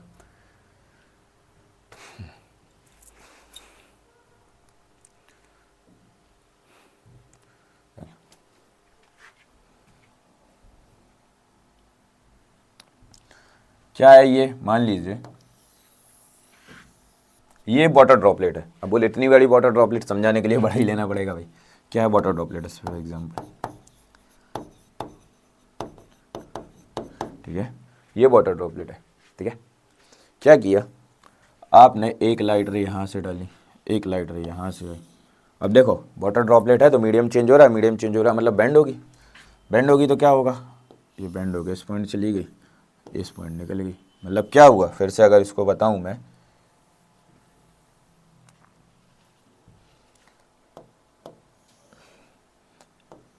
ये वाटर लाइट रे आई, ये बेंड हुई हल्की सी, कैसे, ये ठीक है, ये आई, ये हल्की सी बेंड हुई, यहाँ गई, यहाँ से ये क्या की, ट्रेवल की, देन ये बेंड हुई और ऐसी निकल गई, ठीक है, ये ऐसी निकल गई। तो देखना है यहाँ पे ध्यान से, एक तो आपको चीज़ दिख रही है कि टोटल इंटीरियर रिफ्लेक्शन हो रहा है, कहाँ हो रहा है जरा आइडेंटिफाई करने की कोशिश करो, देन मैं बताता हूँ। एक चीज़ तो है कि TIR हो रहा है, कहाँ हो रहा है, यहाँ हो रहा है, इस वाली जगह पे क्या हो रहा है, TIR हो रहा है। कैसे, देखो जिस मीडियम से आई थी उसी मीडियम में चली गई थी, क्या हो गया, TIR हो गया, क्लियर है, ये क्या हो गया, TIR हो गया। देन यहाँ देख रहे हो आप, ये जो 2 पॉइंट है, ये जो पॉइंट है ये क्या कर रहे हैं, बेंड कर रहे हैं लाइट, ये बेंड हो रही है लाइट, देखो यहाँ से यहाँ बेंड हो रही थी, यहाँ से यहाँ बेंड हो रही है, तो ये जो लाइट बेंड हो रही है इसको क्या बोलेंगे, क्या बोलेंगे, इसको रिफ्रैक्शन बोलेंगे। रिफ्रैक्शन हो रहा है कि नहीं हो रहा है, हो रहा है। और ओवरऑल अगर यहाँ से व्हाइट लाइट हो रही थी, यहाँ पे कुछ क्या होगा, ये स्कैटर्ड होगी लाइट, स्कैटर्ड होगी मतलब ओवरऑल इस जगह पे क्या हो रहा है, डिस्पर्जन हो रहा है, ओवरऑल क्या हो रहा है, डिस्पर्जन हो रहा है। इतनी चीज़ क्लियर है, ओवरऑल यहाँ पे क्या हो रहा है, डिस्पर्जन हो रहा है, ठीक है। तो ये 3 फिनोमिना समझ आएगा, जब तीनों फिनोमिना एक साथ होते हैं तब जाके अपन को रेनबो फॉर्म होते दिख रहा है, क्लियर है।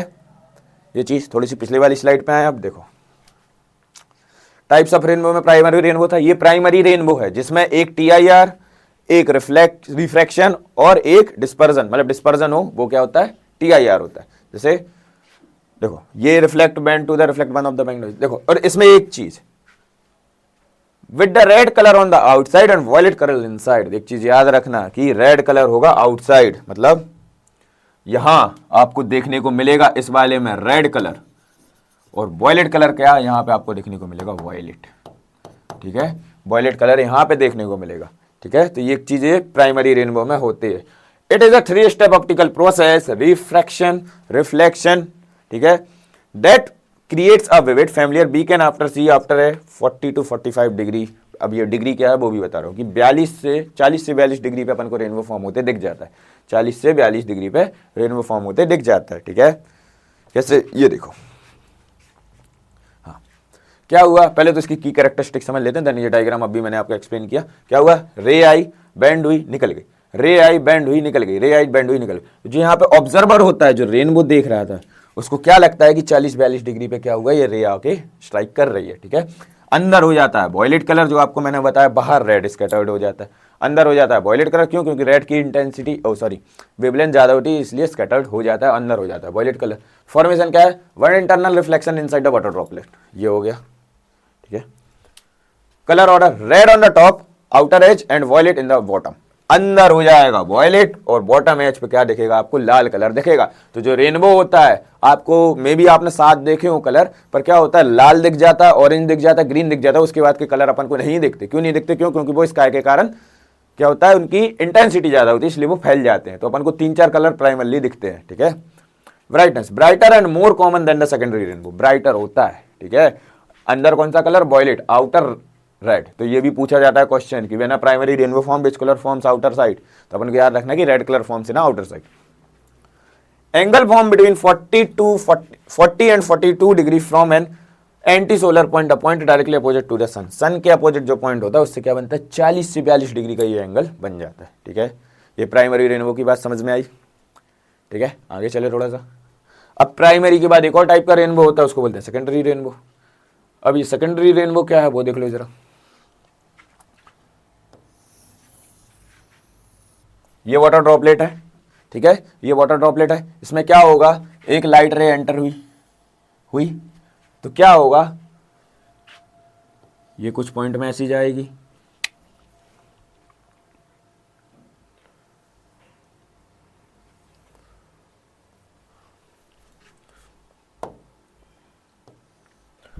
ठीक है। एक ये क्या हुई, लाइट रे एंटर हुई, हो गई, हो जाने दो। क्या होगा, ये हल्की सी बैंड होके ऐसी चली जाएगी। देन क्या होगा, स्ट्राइक करेगी, ये यहाँ आ जाएगी, देन स्ट्राइक करेगी, यहाँ आ जाएगी, देन ऐसी निकल जाएगी। क्लियर है। तो आप देख रहे होगे इसमें क्या हो रहा है, 2 TIR हो रहे हैं, जिसमें 2 TIR हो। 2 TIR का मतलब है टू टोटल इंटरनल रिफ्लेक्शन, उसको बोलते हैं क्या, एक ये TIR हो रहा है, एक ये TIR हो रहा है, ठीक है, एक ये TIR आ रहा है। यहां से क्या हो रहा है, रिफ्रैक्शन हो रहा है, यहां से भी क्या हो रहा है, रिफ्रैक्शन हो रहा है, यहां से भी क्या हो रहा है, रिफ्रैक्शन हो रहा है। और ओवरऑल ये प्रोसेस क्या चल रही है, डिस्पर्सन की चल रही है। यहाँ पे कलर स्कैटरिंग हो रही है, ओवरऑल ये प्रोसेस क्या है, डिस्पर्सन है।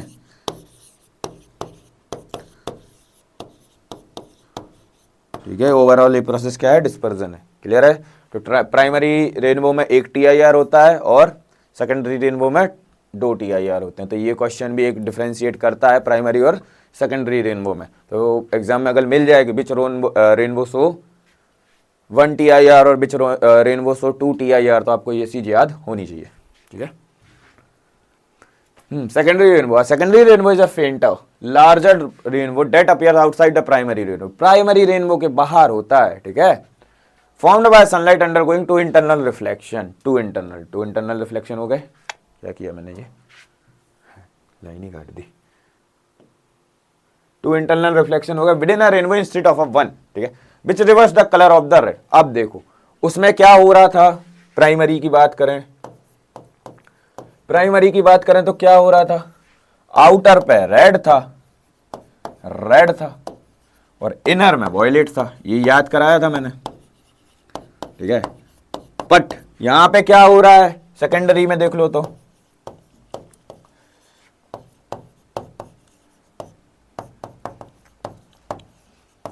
अब आउटर इनर देख लो। सेकेंडरी के ध्यान रखना भाई, प्राइमरी का मैं बता चुका था।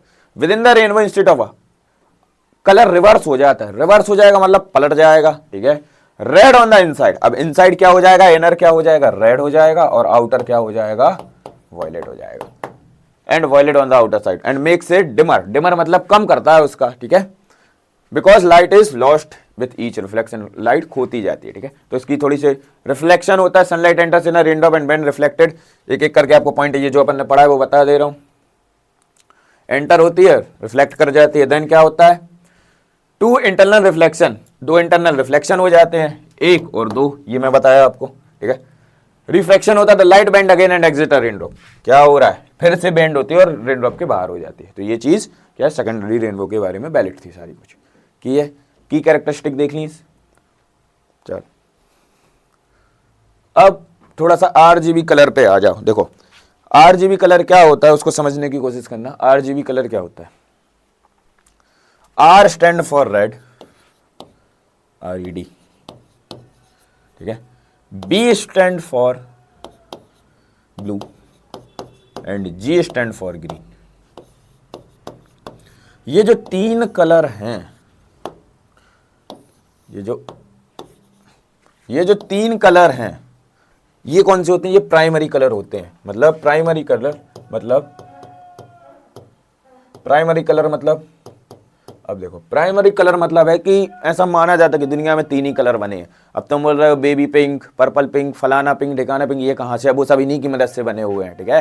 ये सब इन्हीं की मदद से बने हुए हैं। तो देखो प्राइमरी कलर ऐसा माना जाता है कि 3 ही कलर हैं। इन कलर की मदद से क्या है, बहुत जो आप देख रहे हो इतने सारे कलर हो रहे हैं वो बनते हैं, ठीक है। तो एक चीज आपको बताता हूं, तो एक प्राइमरी कलर है रेड, एक प्राइमरी कलर है ब्लू, एक प्राइमरी कलर है ग्रीन, ठीक है। एक प्राइमरी कलर है रेड, एक है ब्लू, एक है ग्रीन। एक प्राइमरी कलर है रेड, एक प्राइमरी कलर है ब्लू और एक प्राइमरी कलर है ग्रीन, ठीक है। Red, green. देखो अब इसमें एक और चीज है, थोड़ा सा समझना। क्या देखना, अगर आप रेड और ब्लू को मिलाएंगे, तो क्या मिलेगा आपको, मजेंटा कलर मिल जाएगा, मतलब मजेंटा कलर मिल जाएगा, ठीक है। अगर आप रेड एंड ग्रीन को मिलाएंगे तो क्या कलर मिल जाएगा, येलो कलर मिल जाएगा, ठीक है। अगर आप ब्लू एंड ग्रीन को मिलाएंगे, ब्लू एंड ग्रीन को मिलाएंगे तो कैन कलर मिल जाएगा, या सी बोल दो, ठीक है। तो ये याद होना चाहिए। तो तीन प्राइमरी कलर है, इनकी वजह से ये जो तीन फॉर्म हुए ये क्या है, सारे सेकेंडरी कलर है। ये क्या है, सेकेंडरी कलर हैं, ठीक है। तो इन तीन प्राइमरी कलर की मदद से जितने भी दुनिया में कलर एग्जिस्ट कर रहे हैं वो किसके कर रहे हैं, वो सेकेंडरी कलर्स हैं सारे। इन तीन कलर कॉम्बिनेशन की वजह से वो बन रखे हैं। तो ये आपको याद होना चाहिए, ठीक है। या तो आप इस तरीके से याद रख लो ट्राइंगल फॉर्म से, रेड ऊपर रखना, ब्लू ग्रीन, ठीक है। तो आपको ये याद हो जाएगा, क्योंकि क्वेश्चन मिल जाता है कि which two colour form the magenta colour, which two colour form the yellow colour, तो ये आपको बताना पड़ेगा, ठीक है। तो प्राइमरी कलर में जब क्या होता है, ये सेकेंडरी कलर मिलके बना, जब दो प्राइमरी कलर मिलते हैं तो कोई एक ना एक कलर फॉर्म होता है, उस कलर को बोलते हैं secondary colour. I think now you got my point, ठीक है। अब थोड़ा सा देख लो स्पेरिकल लेंसेज के बारे में, स्पेरिकल लेंसेज के बारे में समझते हैं, ठीक है। स्पेरिकल लेंस देखते हैं। स्पेरिकल लेंस के पहले एक छोटी सी आपको चीज़ बतानी है, वो थोड़ा सा देख लेते हैं। एक होता है कोचीस रिलेशन करके, एक होता है कोचीस रिलेशन करके।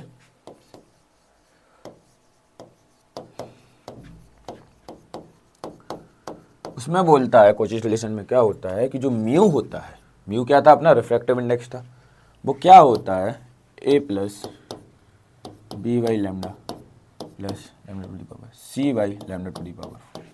ये क्या होता है, कोचीस रिलेशन होता है। ये कोचीस रिलेशन होता है जिसमें क्या होता है कि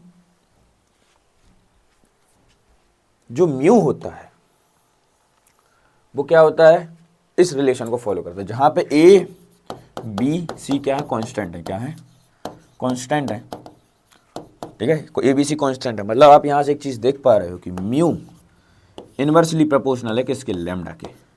म्यू इनवर्सली प्रोपोर्शनल है लैम्डा के। मतलब अब बोले सर ये क्या चीज़ है, देखो तो क्या होगा, म्यू क्या था, रिफ्रैक्टिव इंडेक्स था, लैम्डा क्या था, वेवलेंथ थी। तो वेवलेंथ सबसे ज़्यादा किसकी होती है, रेड की मैक्सिमम वेवलेंथ होती है, रेड का लैम्डा मैक्सिमम होता है। मतलब refractive index of mu, refractive index of red क्या होगा, कम होगा। तो इसका एक चीज़ अपन थोड़ा सा यहाँ से रिलेशन निकाल सकते हैं कि जिसका लैम्डा ज़्यादा उसका म्यू कम, ठीक है, ठीक है। जिसका लैम्डा कम उसका म्यू ज़्यादा।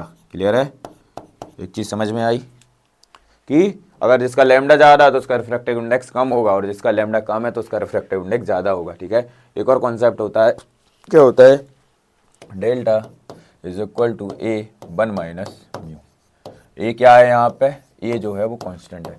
एक और रिलेशन होता है, मतलब ये क्या बता रहा है, एंगल ऑफ डेविएशन बता रहा है। ये क्या है, एंगल ऑफ डेविएशन की, कौन कितने ज़्यादा एंगल से डेविएशन होगी, डेविएशन। तो यहाँ पे भी देख रहे हो ए कांस्टेंट है, 1 कांस्टेंट है, मतलब एस एंगल ऑफ डेविएशन या फिर delta is directly proportional to mu, is directly proportional to mu. अब देख रहे हो अगर एस ज़्यादा चाहिए तो म्यू, अगर म्यू ज़्यादा तो एंगल ऑफ डेविएशन भी ज़्यादा, मतलब म्यू ज़्यादा। अगर म्यू ज़्यादा है, रिफ्रैक्टिव इंडेक्स ज़्यादा है, तो एंगल ऑफ डेविएशन भी क्या होगा, ज़्यादा होगा, ठीक है। अगर म्यू कम है, अगर म्यू कम है तो एंगल ऑफ डेविएशन भी क्या होगा, कम होगा।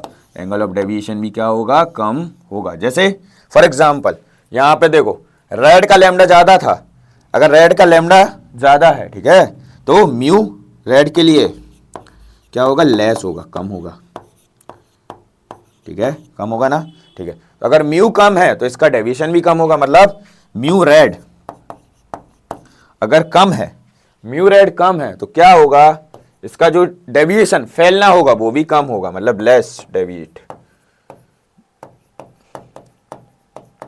Mu violet, mu violet, violet देख लो जरा, वॉयलेट का क्या होता है, लैम्डा सबसे कम होता है, मतलब म्यू ज्यादा है। म्यू अगर ज्यादा है तो ये क्या होगी, मोर डेविएट होगी, मोर डेविएट होगी। क्लियर है, मोर डेविएट होगी। तो ये आपको एक छोटा सा सिंपल सा याद रखना, और एक ये भी फॉर्मूला है जो कभी कभी इस पर न्यूमेरिकल पूछ लिए जाते हैं, तो आपको याद करा दिया, ठीक है। तो ये कॉन्सेप्ट समझ में आया, ठीक है। तो एक ये रिलेशन याद रख लो, एक ये रिलेशन भी याद रख लो कि अगर म्यू ज़्यादा तो डेविएशन ज़्यादा, म्यू कम तो डेविएशन कम, ठीक है। और एक ये रिलेशन होता है जो कोचीस रिलेशन बोलता है कि क्या, जिसका लैम्डा ज़्यादा उसका म्यू कम, और जिसका लैम्डा कम उसका म्यू ज़्यादा। क्लियर है, चलिए अब आते हैं स्पेरिकल लेंसेज पे, अब आते हैं स्पेरिकल लेंसेज पर।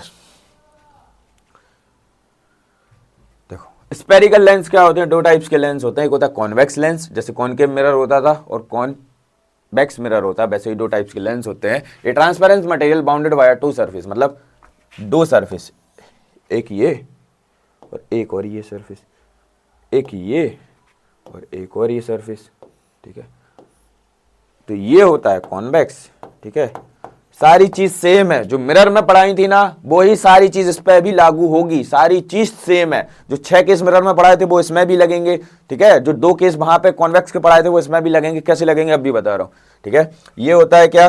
कॉनकेव, क्लियर है। तो 2 टाइप्स के मिरर होते हैं, convex thicker in the middle and converge light. अभी देखो, थिक मिडिल में ये क्या होता है? थिकर होता है। Concave thinner in the middle, thinner in the middle, ठीक है। अब जैसे एक चीज देखो, अपन ने 2 चीजें पढ़ी थी, एक पढ़ा था कॉनकेव मिरर पहला, कॉनकेव मिरर, ठीक है। कॉनकेव मिरर क्या था? क्या करता था? डाइवर्ज करता था लाइट की, कन्वर्ज करता था? क्या करता था? कन्वर्ज करता था, मतलब कन्वर्जिंग था। ये कन्वर्जिंग था, कन्वर्जिंग था, मतलब इसमें जो चीज हो रही थी, कौन सी इमेज बनाती थी ये? जरा बताओ। 90% ऑफ द केसेस में क्या बनाती थी? रियल एंड इन्वर्टेड बनाती थी। इमेज जो बनाती थी वो कौन सी बनाती थी? रियल एंड इन्वर्टेड बनाती थी, रियल एंड इन्वर्टेड बनाती थी। सेम चीज यही फॉलो होगी किसमें? कॉन्वेक्स मिरर में। उल्टा बस है कॉन्वेक्स मिरर में, ओ सॉरी लेंस में, लेंस में। मतलब 6 केस अगर इसमें बनते थे तो 6 केस अब इसमें बनेंगे, ठीक है। अगर ये कन्वर्जिंग था तो अब क्या हो जाएगा? कॉन्वेक्स लेंस कन्वर्जिंग हो जाएगा। अगर real and inverted image concave mirror में बन रही थी तो यहां पे भी अब रियल एंड इन्वर्टेड इमेज बनेगी। उल्टा हो गया चीजें, ठीक है। बाकी सेम चीज है, कोई चेंज नहीं है कि क्या होगी। अगर रे अगर पोल से जा रही है, जिस एंगल से आ रही है तो उसी में चली जाएगी। सी से जा रही है तो सी पर रिफ्लेक्ट हो जाएगी। पैरेलल जा रही है तो फोकस से ही जाएगी, फोकस से जा रही है तो पैरेलल हो जाएगी। सेम चीज है, बस ये याद रखना है कि इस 6 केस अब किस पे लागू हो जाएंगे? कॉन्वेक्स लेंस पे इसके लागू हो जाएंगे। दूसरा अपन ने पढ़ा था क्या? Convex mirror. कॉन्वेक्स मिरर क्या बोलता था? कॉन्वेक्स मिरर क्या होता था कि मैं डाइवर्जिंग हूं, मतलब मैं फैलाता हूं लाइट को, मैं डाइवर्जिंग हूं, ठीक है। एक और चीज बोलता था क्या? कि मैं तो वर्चुअल एंड डायरेक्ट इमेज बनाता हूं। तो क्या होगा? इसी की सारी कैपेबिलिटी किसमें होती है? कॉनकेव मिरर में होती है, कॉनकेव लेंस में होती है, सॉरी, ठीक है। मतलब यहां पे 6 केस थे, तो ये इसके 2 केस थे, कॉन्वेक्स मिरर के 2 केस पढ़े थे अपन ने, तो वो 2 केस कौन से? इसमें भी फॉलो होंगे। बाकी सब चीज सेम है, ठीक है। बस इतना सा बेसिक डिफरेंस था जो आपको बता दिया, ठीक है। चलो अब जैसे मिरर फॉर्मूला था अपना, एक मिरर फॉर्मूला क्या था?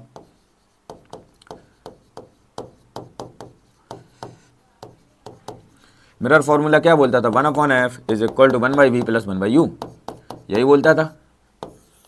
ये भी तो यही बोलता है, बस ये बोलता है कि मेरे में माइनस साइन है, मतलब 1/f is equal to 1/v minus 1/u। Sign का डिफरेंस आ रहा है, देखो यहाँ प्लस साइन होता था, यहाँ माइनस साइन है, क्लियर है।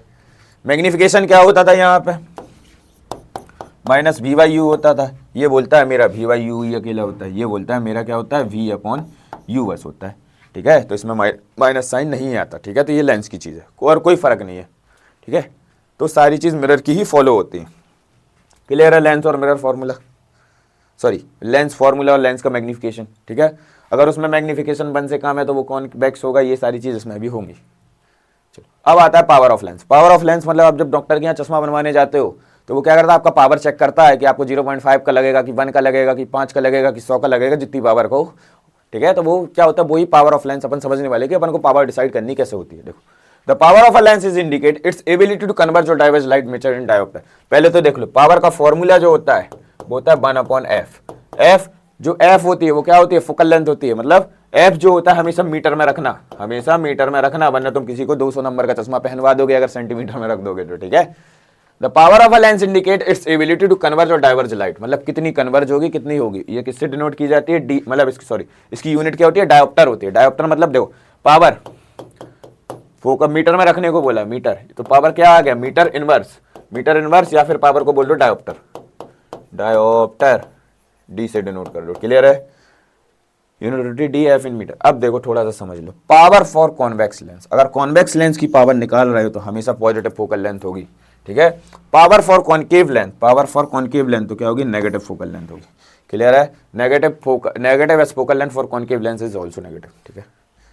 क्लियर है, क्लियर है, तो आगे चलें।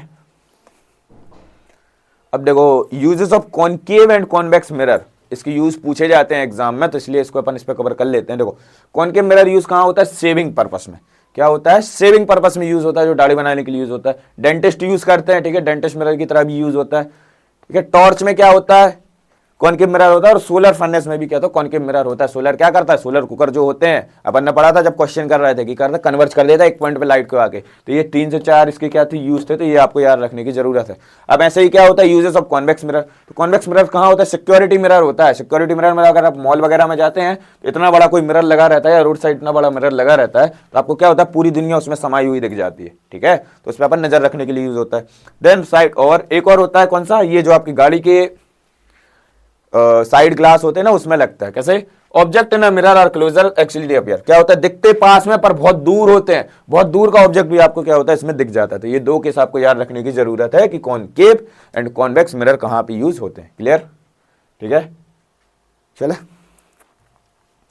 अब डिफेक्ट इन आइस, डिफेक्ट मतलब खराबी, ठीक है, बहुत सारी खराबी है हमें, ऐसे ही आइस में भी खराबी होती है, मतलब आंखों में खराबी हो जाती है। आंखों में खराबी मतलब किसी को पास का नहीं दिखता, किसी को दूर का नहीं दिखता, किसी को दिखता ही नहीं है, किसी का भविष्य अंधकार में है वो भी नहीं दिख रहा है, ठीक है। तो अब समझते हैं क्या खराबी के बारे में। Defect in ice, defect in ice मतलब कि क्या खराबी है आंखों में जिसकी वजह से आपको पास का दूर का नहीं दिख रहा है। देखो कुछ खराबी एज के कारण आती है कि एज ज्यादा होती है तो नहीं दिखता है, मोतियाबिंब वगैरह का जिसको बोलते हैं, ठीक है। तो वो सारी चीज इसमें अपन देखने वाले हैं। देखो पहली चीज होती है, जो पहला डिफेक्ट होता है उसको बोलते हैं मायोपिया। पहली चीज जो होती है उसको बोलते हैं मायोपिया। क्या बोलते हैं, मायोपिया। मायोपिया को बोलते हैं नियर साइटनेस, नियर साइटनेस भी बोल देते हैं, ठीक है। ये is a common vision condition where distinct object appear blurry, मतलब दूर का हमें नहीं दिखता है, पास का हम देख लेते हैं, बुक रीड कर लेते हैं, पर दूर में क्या लिखा हुआ है वो मुझे समझ में नहीं आता है।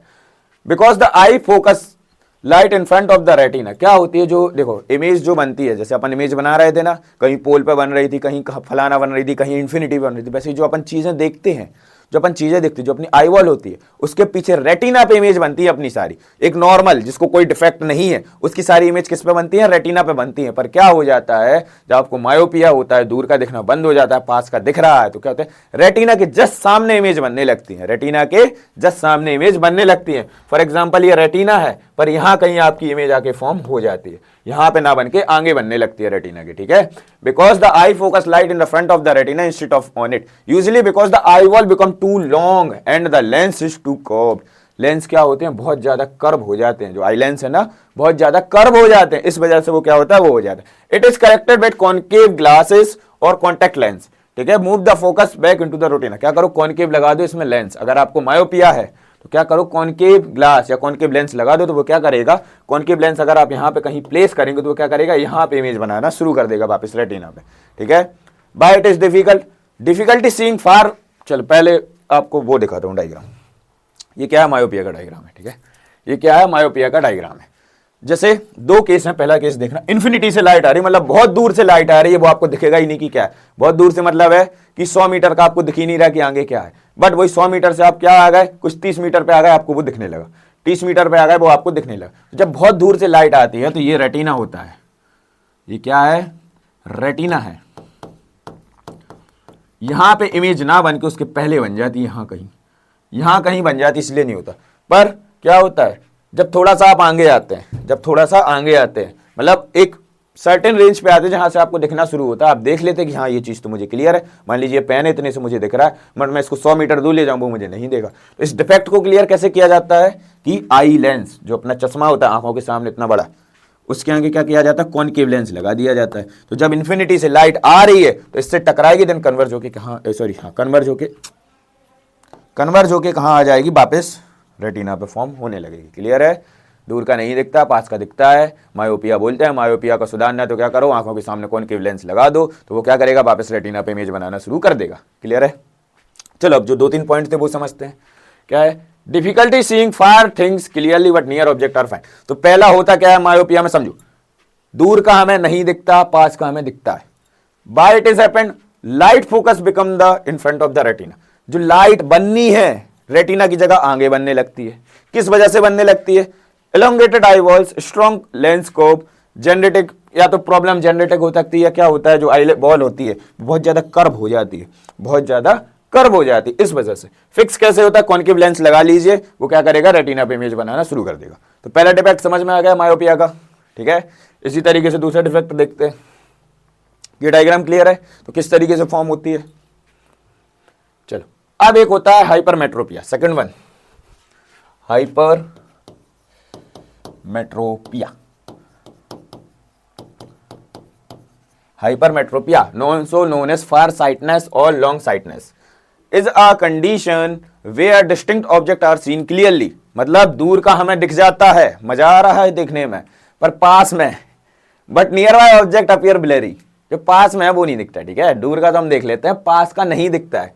क्यों नहीं दिखता है? Light focus behind the retina. देखो ये क्या था? रेटिना था, ठीक है, ये रेटिना थी, ये आई वॉल थी। तो पहले क्या हो रहा था? इमेज यहां फॉर्म हो रही थी, बट अब क्या होता है? इमेज यहां फॉर्म होने लगती है। हाइपरमेट्रोपिया में, ये मायोपिया में थी, ये नॉर्मल केस था, ठीक है। हाइपरमेट्रोपिया में रेटिना के पीछे बनने लगती है इमेज, रेटिना के पीछे बनने लगती है, ठीक है। तो इसी वजह से क्या होता है? ब्लरी होता है और पास का दिखना नहीं होता। तो पहले वो देखते हैं डायग्राम, देन इसके अपन क्लूज पढ़ते हैं। देखो ये रहा,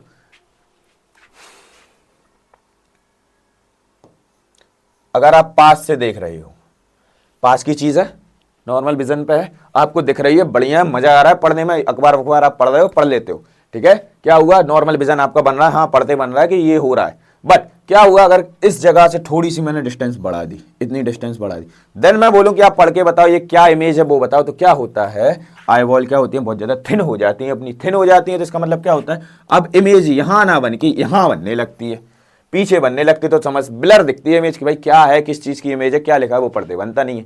अब अगर इसको सुधारना है तो क्या करूं? ये कॉन्वेक्स लेंस यहां पे लगा दो आंखों के सामने, तो क्या करेगा कॉन्वेक्स लेंस? क्या करेगा? वापस आपकी जो इमेज बन रही है रेटिना के पीछे, उसको वापस रेटिना पे ले आएगा, देन आप यहाँ की चीजें पढ़ सकते हैं। तो करेक्शन फॉर हाइपरमेट्रोपिया ये होता है। क्लियर है? ये इमेज क्लियर है? चलो थोड़ा सा इसके देख लेते हैं। What it is? Error where the eye doesn't went enough to focus on a sharp and the retina. क्या होता है? रेटिना पे इमेज नहीं बनती। मेन कॉज क्या था? Eye wall is too short और the corneal lens is too flat. क्या होता है? अभी इस तरीके से लेंस जो है वो फ्लैट बन जाता है, आई लेंस जो है वो फ्लैट हो जाता है, ठीक है। डिफिकल्टी फोकस ऑन किस पे? स्ट्रेन देता है, हेडेक देता है, ये सारी चीज हो जाती है। अब करेक्शन कैसे करना है? कॉन्वेक्स लेंस अपनी आंखों के सामने लगा लें। कॉन्वेक्स लेंस आंखों के सामने लगाएंगे तो क्या करेगा? वो लाइट अपने रेटिना पे बनाना इमेज को शुरू कर देगा। क्लियर है? ठीक है। तो एक ये डिफेक्ट होता है। नेक्स्ट देखो, एक होता है प्रेस बायोपिया। ये प्रेस बायोपिया एज के साथ होना शुरू होता है। जैसे ये आप 40-50 साल की उम्र में आते हैं तो क्या होता है? आपको दिखना बंद हो जाता है, दिखना बंद हो जाता है, चाहे वो पास का हो चाहे वो दूर का हो। एक क्या होता है? आप में नेचुरल डिफेक्ट आ जाता है। किसी की आंखें अच्छी होती हैं पर एक नेचुरल डिफेक्ट आता है, उसको बोलते हैं प्रेस बायोपिया। कैसे होता है? Presbyopia is a natural age related condition where the eye lens become less flexible. Less flexible हो जाती है, मतलब पास दूर कहीं का भी देखने में वो इतनी ज्यादा फ्लेक्सिबिलिटी शो नहीं करती है, making it difficult to focus on a nearby object typically starting around 40। तो कहां से हो जाता है? 40 से हो जाता है। नियर बाय ऑब्जेक्ट दिखने में मदद हो जाती है। Affecting most people as they age. The loss of focusing ability is caused by the hardening of a lens and weakened of a muscle. Muscle जो आई मसल होती है ना वो वीक हो जाती है, इस वजह से होता है। करेक्शन कैसे होगा? करेक्शन होगा कि क्या करो? कॉन्वेक्स लेंस लगा लो। देखो पहले डायग्राम दिखाते हैं, बनाएगा। हाँ देखो, नियर पॉइंट आराम से दिख रहा है, नियर पॉइंट से आप थोड़े से दूर चले गए, नियर पॉइंट आराम से, नियर पॉइंट से थोड़े से दूर चले गए, तो क्या करो? एक कॉन्वेक्स लेंस लगा लो जो एज के साथ आपको दिखना बंद होता जा रहा है। कॉन्वेक्स लेंस लगाएंगे तो आपकी अगेन रेटिना पे इमेज फॉर्म होने लगेगी। क्लियर है? Corrected with eye glasses, convex lens, contact lens और सर्जरी। तो सर्जरी, कॉन्टैक्ट लेंस, अगर आपको ये परमानेंट लेंस लगवाना है, आई में लेंस फिट हो जाता है ना, वो परमानेंट लग जाएगा, सर्जरी करा लो। स्मॉलर टू हाइपर बायोपिया, ठीक है, बट अ डिस्टिंक्ट कंडीशन, ठीक है। तो पास का नहीं दिखता है एज के कारण, तो उसके लिए भी क्या लगा लो? कॉन्वेक्स लेंस लगा लो, ठीक है। ये रहा इसका, ठीक है। आई थिंक ये डिफेक्ट्स, 3 डिफेक्ट्स जो मेनली होते हैं वो मैंने आपको बता दिए और आपको होप समझ में आए भी होंगे। ठीक है, चलिए अब देखो क्वेश्चंस पे आ जाते हैं, थोड़ा सा क्वेश्चन पे आ जाते हैं। ठीक है, तो क्वेश्चंस के पहले, हाँ क्वेश्चन क्या है, refractive index of water, refractive index of water, refractive index of water, water का रिफ्रैक्टिव इंडेक्स दे दिया है। ठीक है, म्यू वाटर लिख दिया है, कितना दे दिया है रिफ्रैक्टिव इंडेक्स ऑफ वाटर 133। एक मिनट, हाँ refractive index of water is 1.33 if the speed of light is in air. Speed of light कितनी दे दी एयर में, इतनी। Find the speed in water, water में निकालनी है, एयर की दे रखी है, तो रिफ्रैक्टिव इंडेक्स ऑफ वाटर दे दिया है, refractive index is equal to speed of light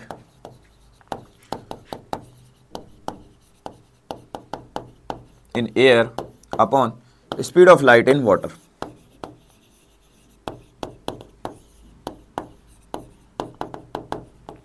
देखो यहां करते हैं कैलकुलेशन, ये अपन को फॉर्मूला पता है, रिफ्रैक्टिव इंडेक्स कितना दे दिया 1.33 is equal to C by B, ये फॉर्मूला पता है। 1.33 इज इक्वल टू सी कितना, सी की वैल्यू कितनी है 3 × 10⁸ मीटर पर second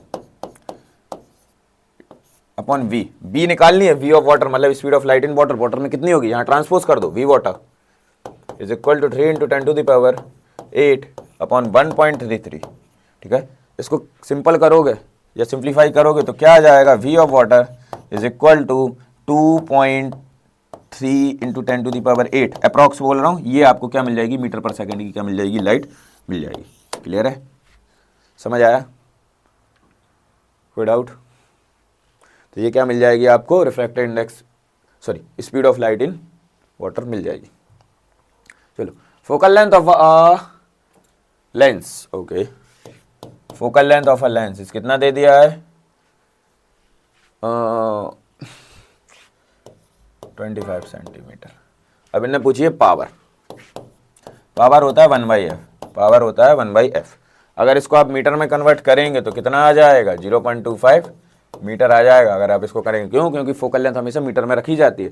power is equal to 1/0.25, 0.25 cancel out कर लो, पावर मिल जाएगी 4 की। 4 यूनिट क्या होती है पावर की, डायोप्टर। क्या होती है डायोप्टर या मीटर इनवर्स डायोप्टर।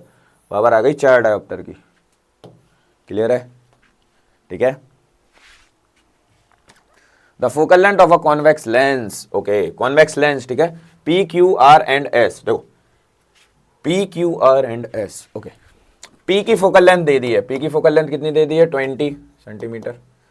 क्यू की फोकल लेंथ दे दी है 15 सेंटीमीटर। आर की दे दी है 5 सेंटीमीटर एंड एस की दे दी है 10 सेंटीमीटर। ठीक है, इन्हें 4 दे दी respectively the lens having the greater power. अब इन्होंने पूछा पावर किसकी ज्यादा होगी, पावर ज्यादा चाहिए तो अब एक चीज पता है, पावर का फॉर्मूला था 1/f, या इसको बोल लो power is inversely proportional to focal length. मतलब जिसकी फोकल लेंथ ज्यादा उसकी पावर कम, और जिसकी फोकल लेंथ कम, सॉरी पी लिख दिया, जिसकी फोकल लेंथ कम उसकी पावर ज्यादा, जिसकी फोकल लेंथ कम उसकी पावर ज्यादा। तो जिसकी फोकल लेंथ कम होगी, कम फोकल लेंथ किसकी है, आर की है, कम फोकल लेंथ किसकी है, आर की है, देन इसका मतलब उसकी पावर ज्यादा होगी। तो R is the right answer. ठीक है, तो ये एक रिलेशन हो गया। ठीक है, और आप इसको भी वैल्यू रख के भी अगर सॉल्व करना तो आपको पता चलेगा कि आर की सबसे मैक्सिमम वैल्यू आएगी। क्लियर है? The focal length of a convex lens, देखो कॉन्वेक्स लेंस है, the focal length of a convex lens is 10 centimetre. कितनी दे दी है फोकल लेंथ, 10 सेंटीमीटर दे दी है। If an object is placed 15 centimetre away, 15 centimetre क्या किया जाए, अवे रखा जाए, द इमेज पोजीशन पूछिए। इसके पहले एक चीज देखो,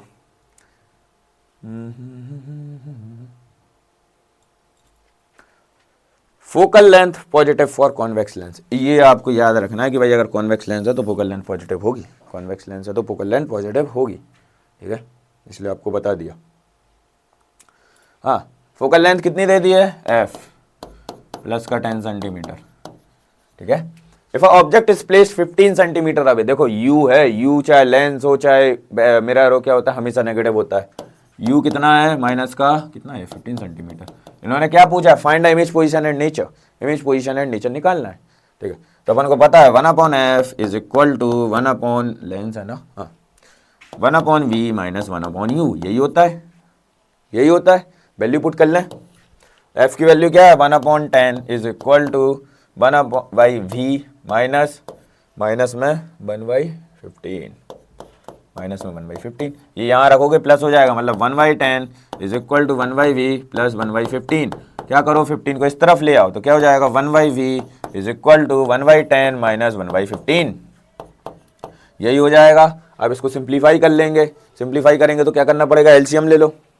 एलसीएम कितना आ जाएगा 30 एलसीएम आ जाएगा।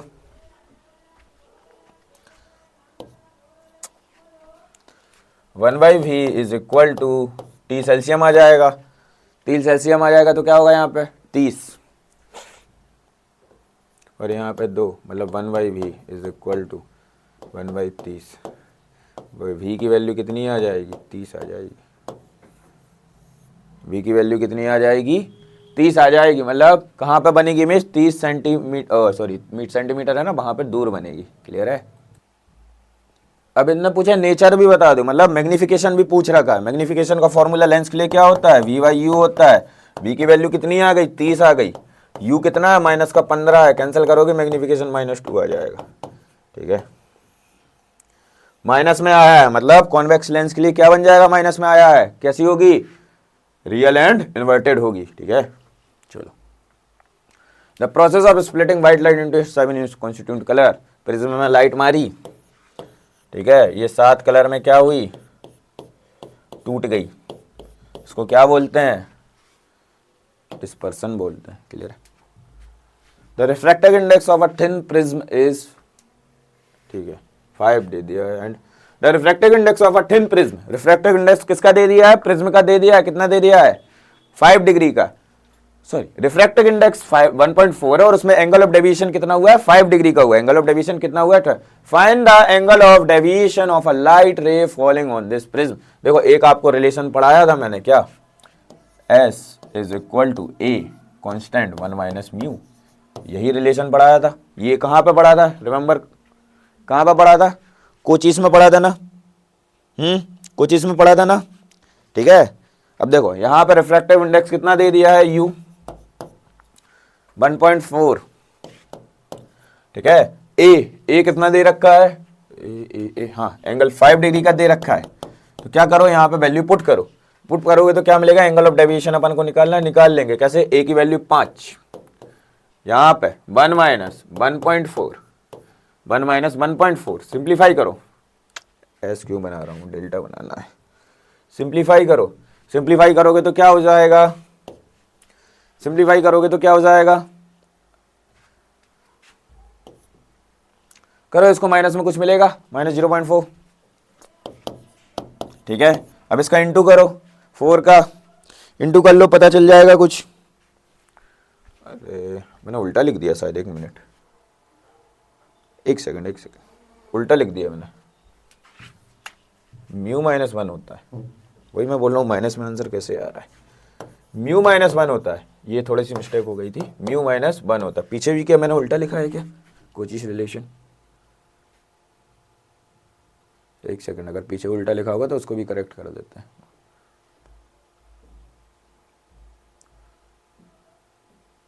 हाँ यहाँ पे भी उल्टा कर दिया है, थोड़ा सा इसको करेक्ट कर लो।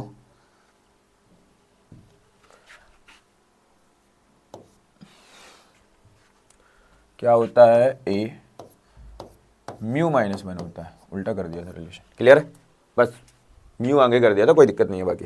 ठीक है, चल वही बोल रहा हूँ, यहाँ पे आंसर नेगेटिव हो रहा है। हाँ म्यू -1 करना था। ठीक है, म्यू कितना है 1.4 -1। ठीक है, deviation is equal to 5 into 0.4 करोगे तो कितना मिल जाएगा, 2 मिल जाएगा, 2 डिग्री का आपको क्या मिल जाएगा, डेविएशन मिल जाएगा। 2 डिग्री है क्या कहीं आंसर, क्लियर है। ठीक है, तो ये क्या होता है म्यू -1 होता है, 1 माइनस म्यू नहीं होता। यहाँ पे छोटा सा करेक्शन था जिस तो मैंने आपको बता दिया। Which of the color of light is maximum deviated when pass through a prism। अब देखो कॉन्सेप्ट पे आओ, जो ये क्या है, डेविएशन है, डायरेक्टली प्रोपोर्शनल होता था म्यू के, ये याद है, हाँ याद है। एक रिलेशन और आओ कि जो म्यू होता था वो इनवर्सली प्रोपोर्शनल होता था वेवलेंथ के, हाँ ये भी याद है। अब एक चीज़ बताना, वेवलेंथ रेड की होती है मैक्स, वॉयलेट की होती है मिनिमम। अगर वेवलेंथ कम तो म्यू ज़्यादा। अगर वेवलेंथ रेड का अगर मैं वेवलेंथ रखूँ, सपोज यहाँ पे मैंने रेड की वेवलेंथ रखी तो म्यू मुझे कम मिलेगा, वॉयलेट की वेवलेंथ रखूँ तो म्यू मुझे ज़्यादा मिलेगा, मतलब म्यू वॉयलेट क्या होगा, मोर होगा। ठीक है, अगर यहाँ पे म्यू वॉयलेट मोर है, अगर इस रिलेशन की देखी जाए तो म्यू वॉयलेट, अगर क्या लिख रहा हूँ, म्यू बनाना, म्यू वॉयलेट अगर मोर है, ठीक है, म्यू वॉयलेट क्या है, ज़्यादा है, म्यू वॉयलेट अगर ज़्यादा है तो क्या होगा, इसका डेविएशन भी ज़्यादा होगा, तो violet colour is the right answer. ठीक है, चलो तो ये था आज के लिए। आज अपन ने बहुत सारी चीज़ें समझ ली। ठीक है, रिफ्रैक्शन समझ लिया, टोटल इंटरनल रिफ्लेक्शन समझ लिया, रिफ्लेक्टिव इंडेक्स भी समझ लिया, स्कैटरिंग समझ ली, डिस्पर्जन समझ लिया, डिफेक्ट इन आइज समझ लिए, ठीक है, कलर समझ लिए। तो ये सारी चीज़ थी लाइट से रिलेटेड जो आपको मुझे पढ़ानी थी, जो 2 लेक्चर में मैंने आपको बहुत डिटेल में एक्सप्लेन की है। ठीक है, तो ये इस पर आप अपना न्यूमेरिकल प्रॉब्लम बेस्ड जो भी थी वो भी करा चुका हूँ। ठीक है, तो लाइट का पार्ट यहीं तक था अपना, बाकी अपन बहुत जल्द मिलते हैं नेक्स्ट लेक्चर के साथ। तब तक के लिए कीप शाइनिंग, कीप रॉकिंग, जय हिंद।